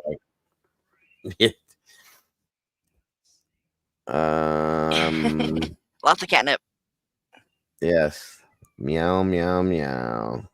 All right, let's hear what these two have on it, just to see if they have something that we don't. Because at this point, you guys, I might pick up this case and start digging on this, because this has been, that part has me interested now. The ending with the guy that wanted to talk about it and so on and so forth. So we'll see. Let's see what they have to say real quick. This is a case, actually. This young man went missing on May 16th, 1998. His name is Christopher Holverson, and he's from Idaho Falls, which is where I live. He had just graduated in 97 from Skyline High School, which is one of the high schools here. So, did you go to Skyline too, Molly? No. Okay. The whole Idaho Falls. Yep. Gotcha. My town. He has been missing for 22 years. There is absolutely no, I'm going to tell you the story, but there's so little information. It is crazy. It is still an open case. He's missing out of Jefferson County. So, I think it's Jefferson County. Well, no, it isn't. It's Madison County. I'm sorry. Got that wrong. He's actually missing out of Madison County. So it's Madison County that has investigated his case and still has it open. Katie, that's obviously your county. Mm-hmm. So let me tell you what happened. So he went camping and was going to hike. They were at the Table Rock campground. And this is in May. The elevation there is 6,400 feet. So there was still snow on the ground. This was it was pretty early to be going up there, frankly. He was there with a group of people. He was there with 7 underage people and 1 other adult, because he was 18. So it was probably 1 other 18-year-old kid and a bunch of 17, 16-year-old kids. So they were up there to camp. And there was some kind of an incident with him and a girl, and he got mad and he left. He just walked off.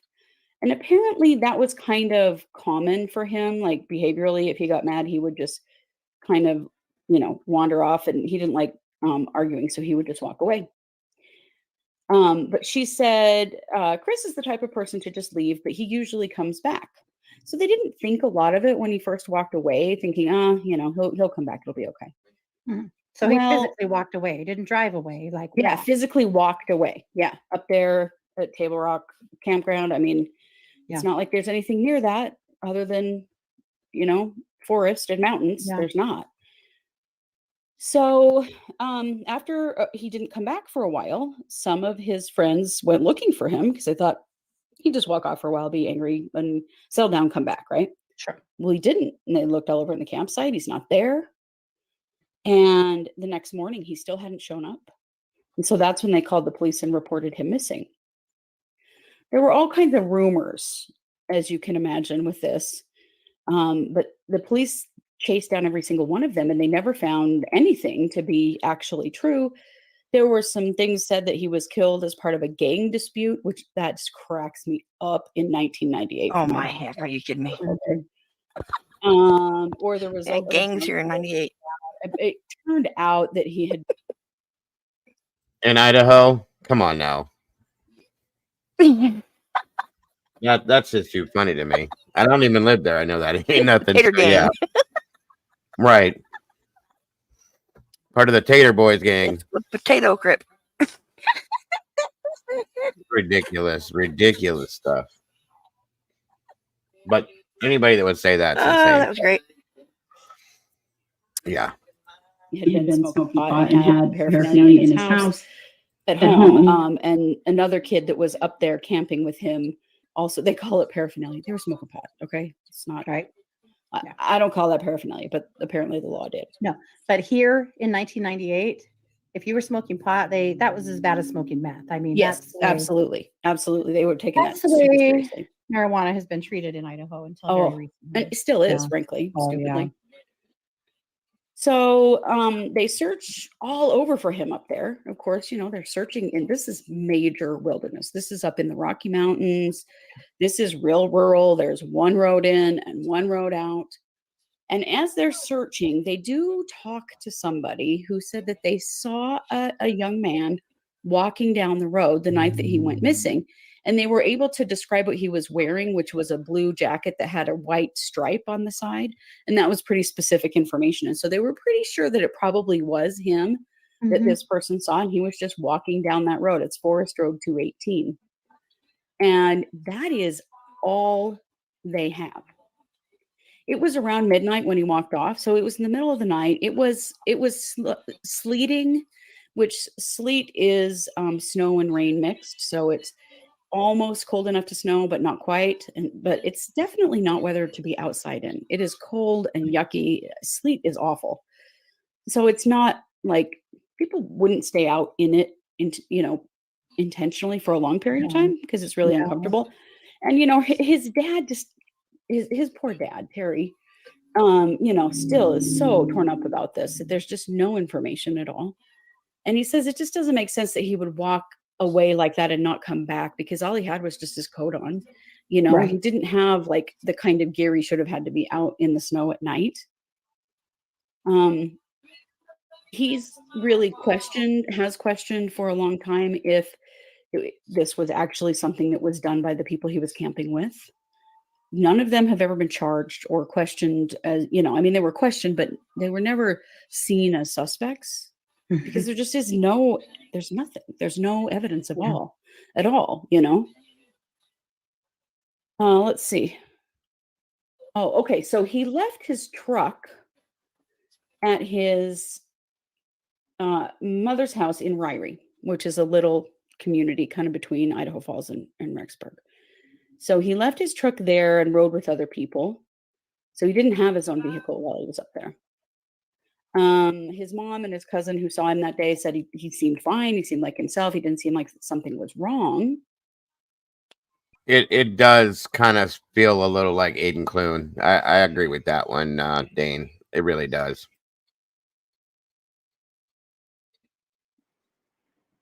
The family was struggling because Chris's parents were going through a divorce.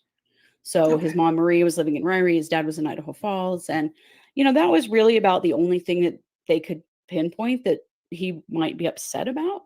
And he was angry about it. His dad said he was a teenage kid angry at his parents for getting divorced. And he was a teenager and had a lot of things to be angry about, but it wasn't like that was the big thing, nothing really going on in his life that would indicate that. All of the campers that he camped with told the same story. They all remember him as he stepped out of the tent, he tripped. And some of them teased him and they said, "How was your trip? See you next fall." And Chris laughed, they said, and then that was the last they saw of him. He just walked off. It does seem a little weird to me that they got that story from several people, kind of word for word.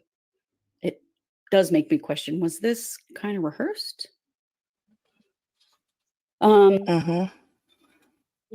The police didn't see the kids as suspects. He said, the police officer said, and this is a dumb thing to say, I'm just going to say it right now, but he said these weren't killers, they were just normal kids. As opposed to abnormal kids that could be killers, right? Right. How long have you been a police officer? Come on. He said, if I was them and I knew something, I don't think I could live with myself. So he's making a lot of assumptions about the kids because really they are the only people that had access to harm this kid other than the car that saw him on the road. Yeah. So seems strange, Chris's dad, Terry, takes flowers to the Table Rock campground each year on the anniversary of his disappearance. He said he doesn't dare leave anything else up there because it might get vandalized, which is true. That's kind of a party spot for kids, kind of well known as a party spot. But, his dad says that it just never goes away for him, that they don't know what happened. And he is convinced that he doesn't believe that his son just walked away and never came back. He just doesn't believe that. He really believes that his harm came to him that night. And he wishes that he could just know, what happened. I think there were 8 Dane total, from what I understood.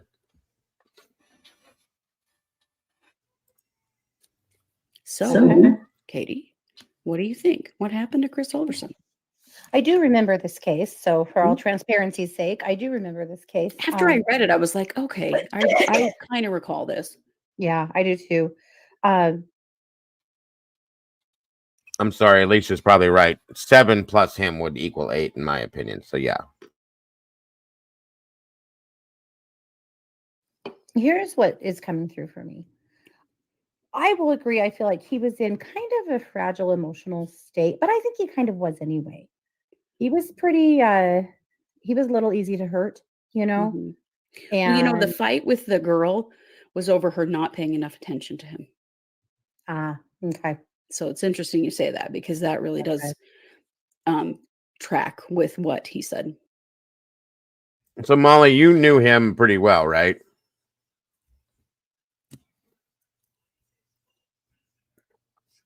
You still there, Molly? Maybe not. Oh. You can't touch anything else when you're up here because it'll knock you out.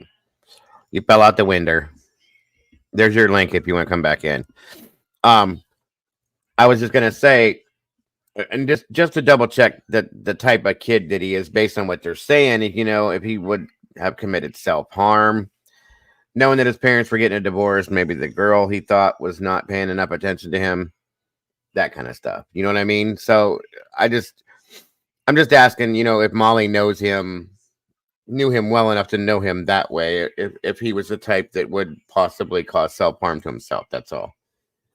Excuse me. Either way. Yeah, definitely. Or with what she said, I mean. Yeah. He did he's showing me is that he did walk away just to just get some air, get some clarity, just yeah, he was feeling hurt. Mhm. And I do feel like the fact that he was feeling shitty about his parents divorcing, like he did kind of feel like, you know, the world was against him at that point, Mhm. but he walked away. He says that he walked further than he meant to. He just kind of got lost in his thoughts and walked for a ways. Mhm. And at some point, he realized that something was tracking him or following him. Ooh. And he turned around and started heading back towards camp. I feel like he was attacked by a mountain lion. I don't think that there would be evidence of it, or maybe even a few. I mean, mountain lions are weird. They are usually solitary, but occasionally you'll see a few together. And Mhm. I'm not convinced this happened alone, but he ran off the road. I find that hard to believe, because if he was attacked by something like that, they would have found traces of that blood, shredded clothing, maybe, or even I hate to say this, but a piece of his body, possibly. I can't agree with that at all. I'm sorry. That just seems no. I don't. That doesn't fit for me. So on we go. Like they chased him off the road and he ran a ways.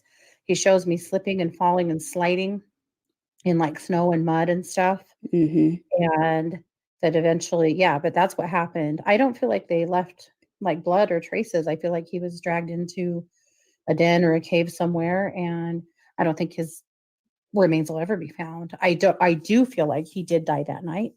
I Okay. don't feel like this was a suicide. I don't feel like it was a murder. I Okay. feel like I will tell you that I feel like the reason that story sounds a little rehearsed is because it was. Not because they were rehearsing it, but because they were all trying to remember exactly what happened, you know? And so there was Okay. kind of conversation about, well, okay, but he did this. Oh, yeah, well, you remember he fell and we said that. And they're like, oh, yeah, well, then, you know, so there kind of had been a coming together of the story. That's my issue with it right there, too, Lisa. They don't eat the entire body, and it will leave something behind every time. There would have been evidence, even if it did drag him somewhere. They've looked in those areas. If they found a den or a cave, they looked there, I'm sure, and would have found drag marks. There's another thing. These things just can't pick you up and carry you off. He's 6'2". It was sleeting that night, Dane. There was snow on the ground, so it was very cold. It was at least in the 30s to 40s. I'm sorry, high 30s. I'm going to say. So yeah, there would have been drag marks. There would have been blood. There would have been something. I cannot agree with that. Call the help desk, Mikey. But not for various reasons. They had just discussed, okay, when did we last see him? Exactly what happened? Like, they were trying to figure it out as well. Yeah. But I do feel like it was just a wild animal attack. He was out. He was in a place he shouldn't have been. Right. I mean, that's it. That's dangerous wilderness. You don't go out Very dangerous wilderness, and alone. No. Definitely is not something that you should do. For sure. But it's not that he deserved that, of course, for that. But it was a place he shouldn't have. Absolutely, Dane. But at the same time, they would have found him. At least. You know what I mean? You're okay, Mikey. Just saying. If he would have passed from hypothermia, that's very plausible. Where is he then? You know what I mean? I'm just saying. Shouldn't have been, doing something he shouldn't have been doing. But at any rate, but I think that because it was sleeting and raining and snowing, and I feel like his tracks probably didn't last very long because of what the weather was doing. They found some tracks in the mud somewhere, but they were never able to prove that they were actually his. I mean, up there and it's sleeting and it's May. There are going to be tracks all over in the mud. And the tracks, like Molly said, didn't go anywhere. Period. He wouldn't have got that far. Period. Exactly, Dane. So that's what I'm saying. It's a mess. Yeah. And it's a weird time to be up there, to be perfectly honest. I don't know why you'd want to camp up there in May. Right. Well, definitely. That sounds like misery to me, honestly. But, but they're teenagers trying to have fun, Right. Obviously. Yeah. I mean, it would be miserable as an adult. I wouldn't do it, but. Well, there's literally nothing around here for teenagers to do. Wasn't then and isn't now. So, I'm not surprised. But at any rate, but yeah, I feel like it's that simple. It was, I feel like he died the night he disappeared. Yeah. Welcome back, Molly. I had to switch to my other account. It's okay. Hold on a minute. Let me make sure this is still up here. Tell me if you can still hear this when I push play. But again, up in that area, I mean, that's some pretty deep wilderness. And I feel like there's probably a. Were you able to still hear that?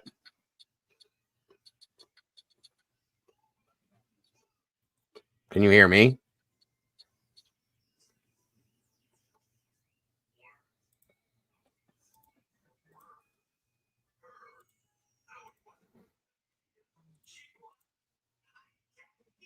A lot of hidden away dens and things like that no one would ever see or know about. And I do feel like that's what happened. But and bones around for this long. I mean, scattered, and it's not like you're going to find a skeleton at this point, which is no, awful. Definitely no. Yeah. Definitely no, which is really sad for his family that they haven't ever gotten closure. I think it's really sad for the kids that he camped with too, because they also, and yes, the community, there's been so many rumors about, maybe someone did this or that. I feel like at one point, some of those kids kind of turned on each other and were like, well, maybe you did this, or I remember that it got ugly and quite unfair to the people. Well, and all because there'd been some pot smoking, and that suddenly meant, oh my gosh, they're terrible. Gang member, whatever, just so dumb. Yeah. A bunch of kids doing drugs. Yeah. They lost all credibility because of that. It's crazy. But at any rate, now that's just really sad. It's sad for everyone involved with that. It is, including him. He had his whole life in front of him. Yeah, he did. And what a just a freak thing to happen. Yeah, for sure. Well, I kind of hope his dad can come to some, I think his dad very clearly believes he's dead. I don't think there's any question. Yeah, I think he does too. And at least there's some peace in that, maybe, and not thinking that he just, hitchhiked to Los Angeles to start a new life or some ridiculous thing, that's just not at all what happened here. No. No, and I mean, if you were gonna do that, you would not start at the Table Rock Campground, believe me. No. That is No, but I think it's not where you would also start. Yeah, but I think it's also important to stress that this was not self-harm. He didn't do this to himself. Right. Yeah. Yeah, because there was a lot of question around that, emotionally, was he unstable? Yeah. Didn't seem like it. Yeah. Yeah. Well, thank you. Thank you for that read. You bet. I hope that maybe can bring some peace to people who know about this case. Yeah. It's good to know that he died, at least that he died that night, and it's not like he was, lingering somewhere where no one could get to him or those kinds of things. I think there is a little bit of a piece in that story. I hope so. That it's not a piece. Okay, so I just realized what this was. At the very end of it, I didn't realize it until then. So one of them is getting a psychic read on this, is what it is. So, Bullshit. Sorry. Yeah, I'm not gonna go along with that. Yeah, I was starting to wonder, like, what is he saying? This, how does this make sense? So I'm not gonna go with that. But anyway, nothing against it, you guys. I don't hold any bones against anybody that does that. That's just not how I do what I do. That's all. And again, I have this. We're talking about the missing 411. When Molly and I talked about this case 2 years ago, we were talking about the missing 411, and it kind of falls into that bracket because there is nothing. There's no, unless it does come out down the road that there's evidence that there was a pact made and something bad happened and they never told on it, then we'll know. But at this point, there's no evidence on anything. He went to the bathroom, walked away for a little bit, and never came back. That's it. So it has to be, in my opinion, categorized with the missing 411, which is why we're talking about it tonight with this. So I may look into this a little bit more, though, Molly. So I may be reaching out to you to get some more info if I could, or just I'm going to look into some, because this is interesting to me. I can't believe I never looked into it any deeper before, probably because we were doing other stuff. But yeah, I remember we talked. Yeah, very much. Excuse me. So, but I appreciate you telling me about it. I'm going to pull this down, and it played. And see, I got a good memory for older things that are in the past. I can't remember things that are short term, but that I remember that from 2 years ago, and that's why I brought it up. And I was looking for you all night, and then poof, there you were, and then here we are. It's perfect. So I forgot you were going live and was watching the time, and I was writing a story. That's okay. Yep. No, it's all right. You're still here. You still made it, and I know you'd be here if you need to be here. It's fine. I appreciate it. So there's a lot more with the missing 401 guys, but we've been in here for 3.5 hours, so I think that's probably going to pull it for tonight. I will be here sometime tomorrow. I can't tell you when. One of my son's best friends, his baby girl, is having her first birthday. Maybe that's what that person was talking about in chat. They must have saw it on Facebook or something. 100.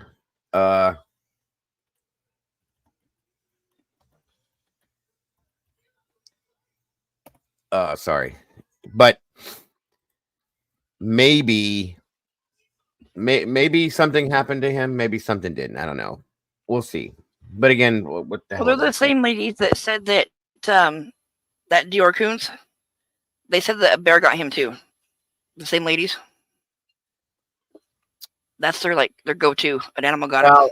That's easier to believe, and it's easier on your heart because you know what I mean. It's not so evil. Let me put it that way. Yeah. That's my opinion.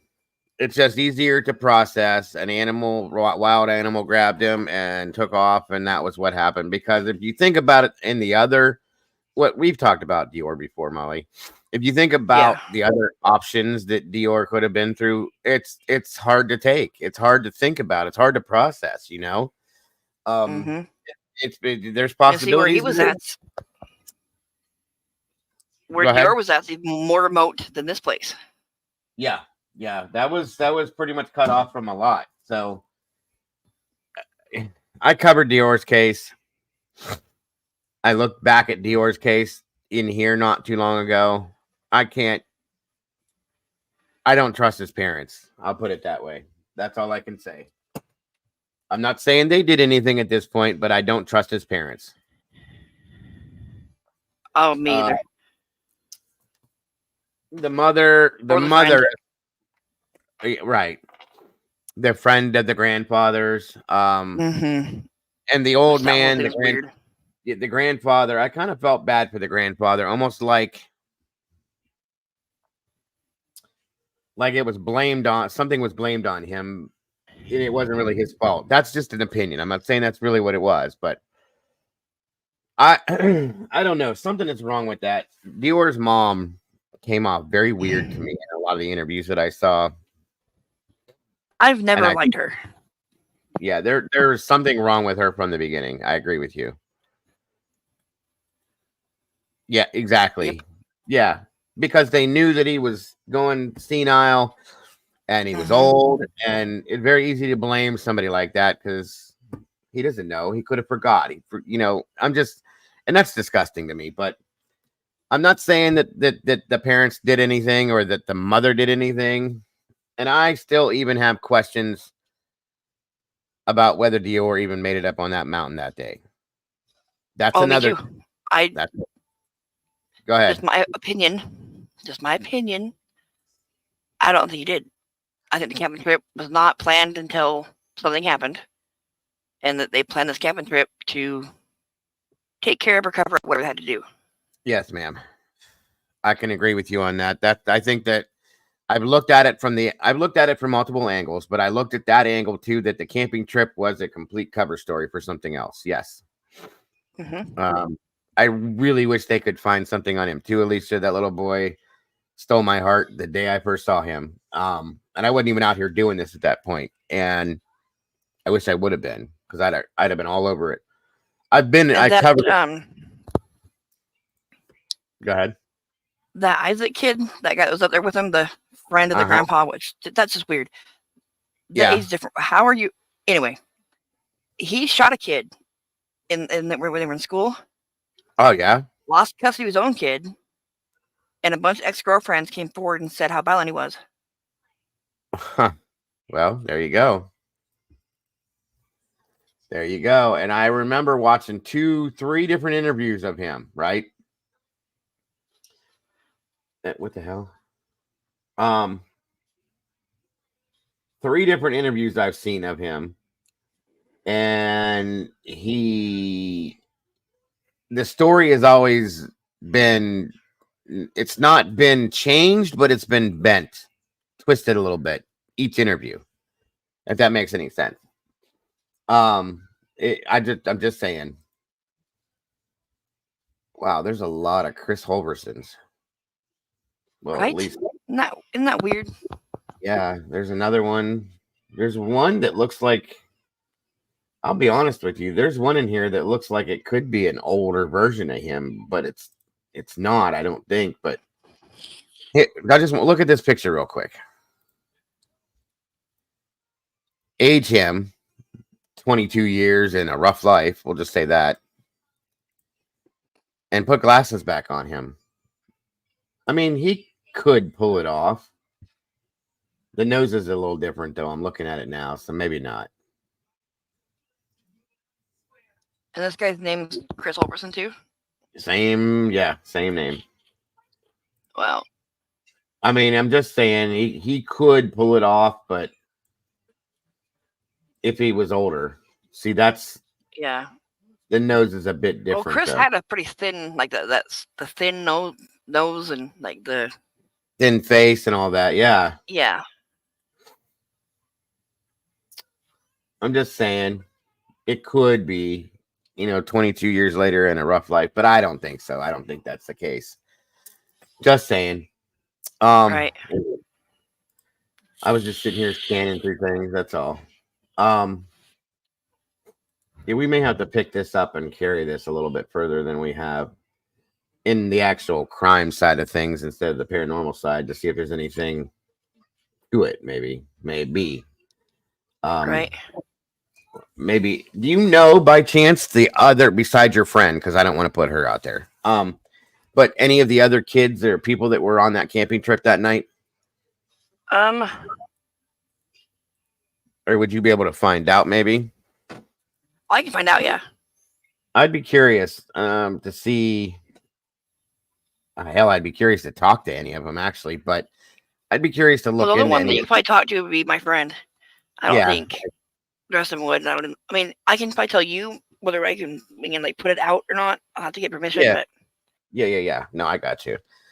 Um, I'd be interested to look into some of them and just see what their lives are like now. You know what I mean? Just out right. of curiosity.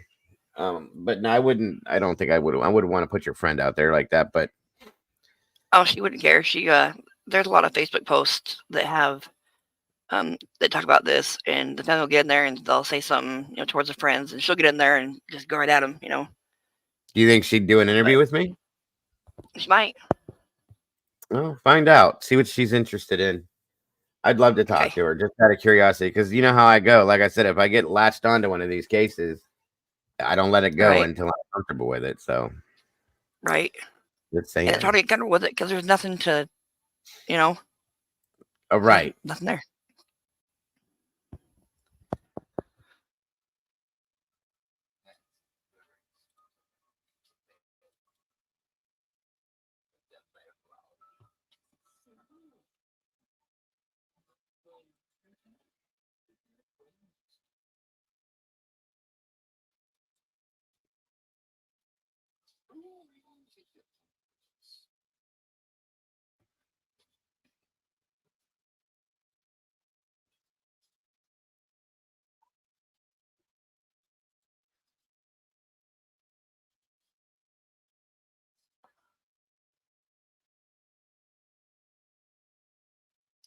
Sorry, I'm muted. We were supposed to do. Sorry, guys. Another show on Missouri, a case in Missouri again yesterday, and then today. But the lady we were going to interview was sick. Doodle was a little sick too. And I had my technical issues going on. So we're going to reschedule that, but that's coming back. Don't worry. We're not going to pass that up because it really needs to be put out there.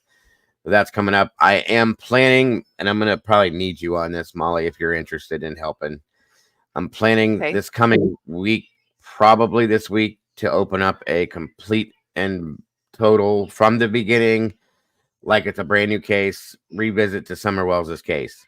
Oh boy. All the way back to the beginning, almost like it's brand new. Okay. We need to open it back up, talk about it, look at it, and just revisit the whole thing and bring it out to the whole world again, the way we did before. And I know Sounds good.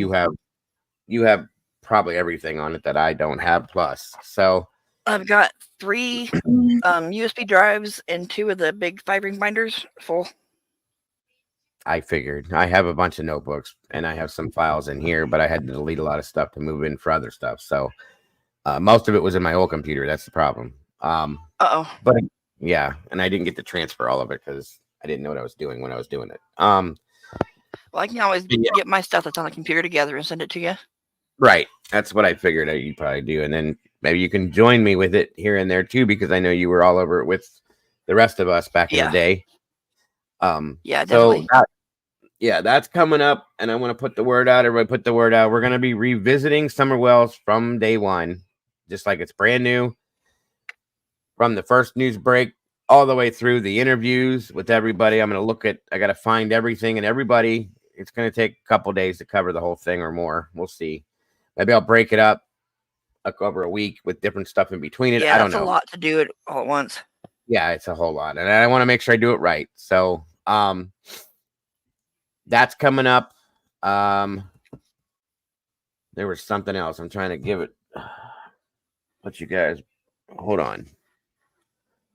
The Summerwell stuff. Of course, I'm going to continue doing the other stuff that I do in between things here and there too. But we're going to talk about this coming week. Sarah Boone, from what I understand, her defense. Figure this out, guys. Sarah Boone's defense is going to be self-defense. What? How? That's what I heard, what I understand. That they're using self-defense. Nothing in that video said self-defense. I'm sorry. Nothing at all. Nothing at all. if anything, he was defending himself against her. That's my opinion. But Right. she zipped him up in a suitcase. How is that self-defense? So that's coming up, you guys. We're gonna be looking at that. Yeah, she's gonna claim domestic violence, even though they both have DV on their record. Figure that out. Figure that one out. I'm not gonna contest anything that she's claiming about domestic violence, but at the same time, but at the same time, they both have domestic violence charges against each other, towards each other. So, Man, I bet that was a violent relationship the whole time. It had to have been. That's my thought. It had to have been. It was just probably back and forth, nonstop, back and forth, and it just came to a head finally, which is what happened. Sadly, it just seems to me that she came out on top of this one, and Jorge, however you want to put it, he just didn't make it, sadly. So of course we're gonna be sticking with that, and I'll be doing all the updates on the other stuff, guys. Like I said before, I'm gonna be trying to follow this new schedule of mine, early afternoon and early evening, 2 a day. So what time do you go on in the early afternoon? Because I'm used to your other schedule, and now everything's off. It's been off for a while. I'm trying to go live between 1 and 2 in the afternoon. I tried to just pull it out a little bit because of you, because you're hours behind me, and I don't want you to still have to be in bed and all that. Yeah, that's not fun. Right. And there's a few other people that are on that same schedule as you too. So between 1 and 2 in the afternoon, which is typically 11 or 12 for you. So I figured that'd be about decent enough time. And then the evening show would be between either 7 or 8 or 8 or 9, depending on what goes on throughout my day. But that's those are my plans. I'm going to try to do that regularly and get on a regular schedule again. So are they in a state where they can charge both if there is a DV call? It's Florida, Bling. I'm not sure. Are any of our Floridians? Mikey, you're in here. How does that work in Florida, brother? I don't know. Is he still in here? He was in here. Who knows? He's bouncing all over the place tonight. Michael. He is too. Michael. Maggie. Where you at, Mikey?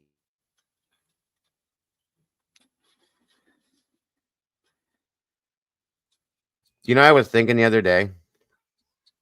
Huh? When he first came into chat, you remember his name was on the mic. It wasn't Mikey, Mike, Michael, any of that. It was all on the mic, and I immediately called him Mikey. Do you remember that?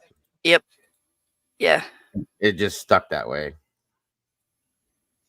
Yes, it did. Crazy. He might have walked away. I just texted him like, "Where the hell did you go?" Well, it is Friday night. He's hard to keep track of sometimes. So I know. He's all over the place. Forget about it.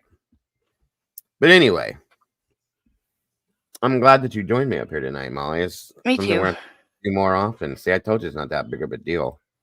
Well, I know. Well, I used to come up all the time when it was me and Mike. Yeah, you were doing it a lot more. Yep. Well, we'll have to make that work again. Our comedy hour. I was trying to, if I can bring that's why I'm trying to change my schedule up to bring my nighttime shows to a earlier time, because if I can do that, then I won't be in here so late, and then I can get up in the morning. I wanted to do that morning show. I talked about that a year ago, and then it got brought back up again, and then now I'm still thinking about doing it. If I can get anybody, but see, that's early for you. That's the problem. But he's always up, and he's usually working, though. That's the other problem. I was thinking about doing that in the morning and just doing current events with a couple people and just bouncing off each other with everything new. But either way, I'll figure it out. But if it was a possibility, it would be fun to get you and him up here to do that with me, too, because it would be fun, I think. But it's still, like I said, if we did it at 9 in the morning, that's going to be like 6 a.m. for you, so that won't work. Not gonna happen. Right. But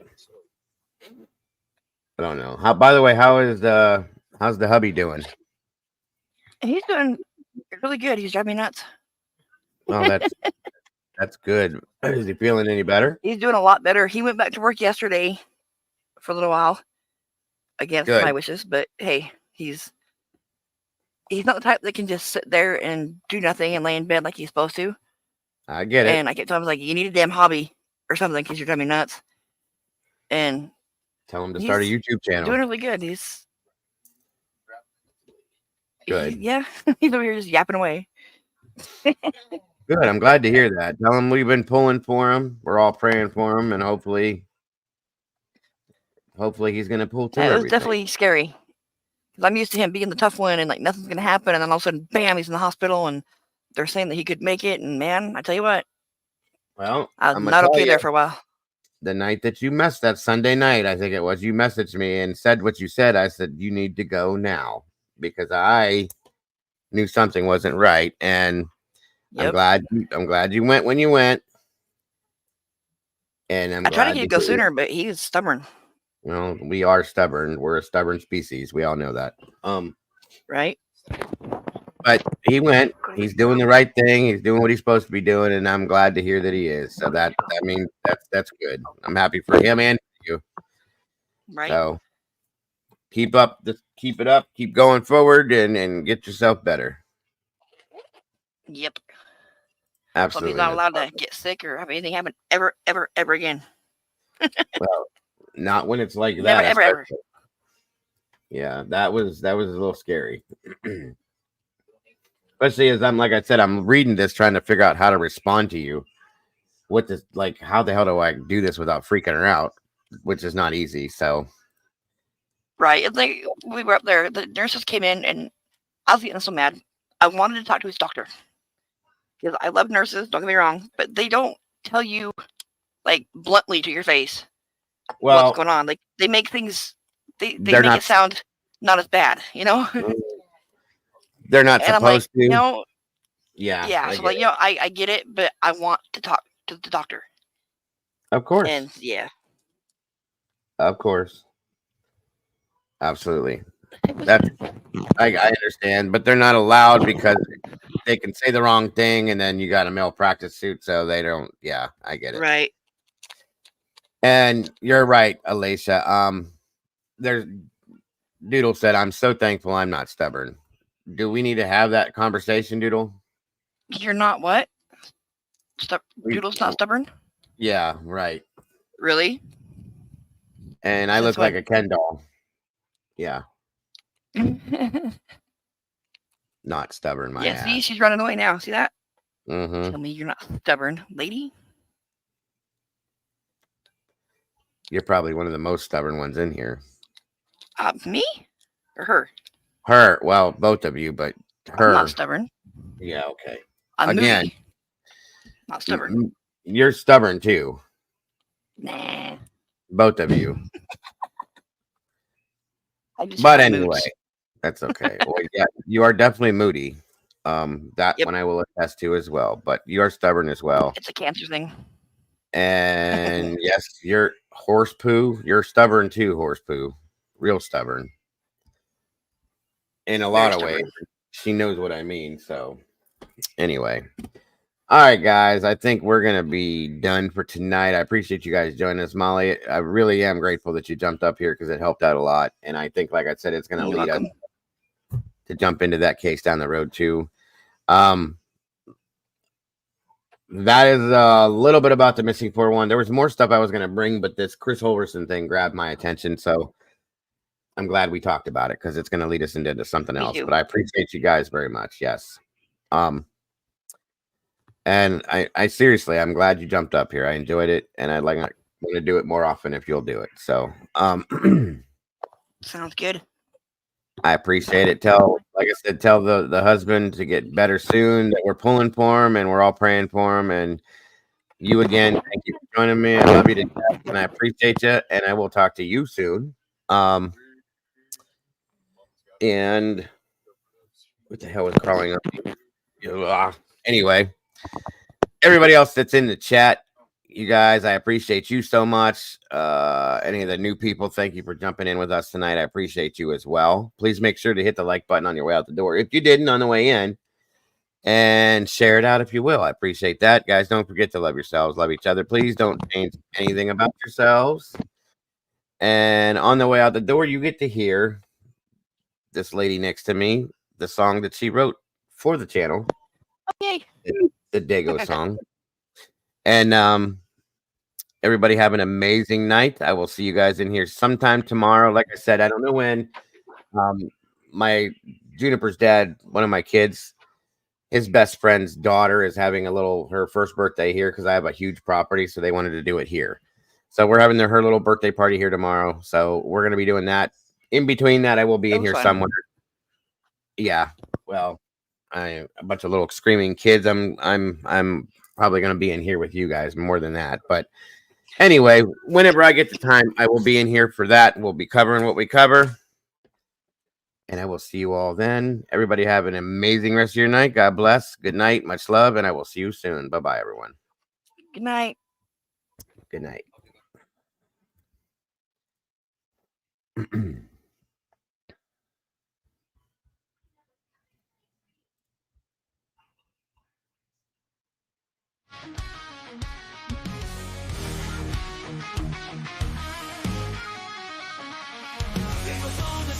Typing at the speed of light, hunting down the shadows, bringing wrongs to right, digging deep in the data facts, sharp as a knife. With every single story, he's fighting for a life. A voice for the voiceless, he won't stay quiet. Dago's got the fire igniting the fight. True crime revelation shining through the night. With every victim story, he pulls at the strings. A hero in the darkness, hear the truth he brings.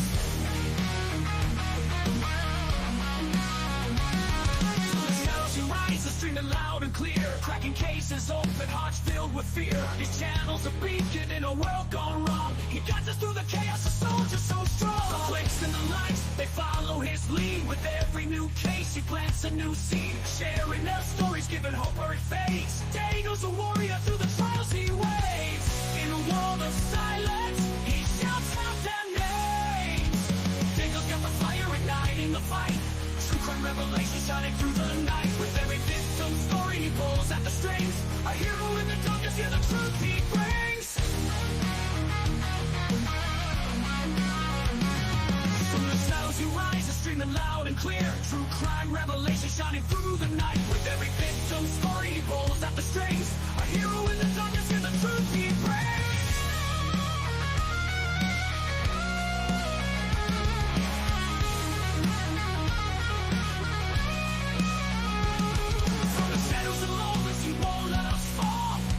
Truth out, answering the call. For every soul forgotten, he's here to stand tall. Dago the genuine, will always give it his all. Dago's got the fire igniting the fight. True crime revelation shining through the night.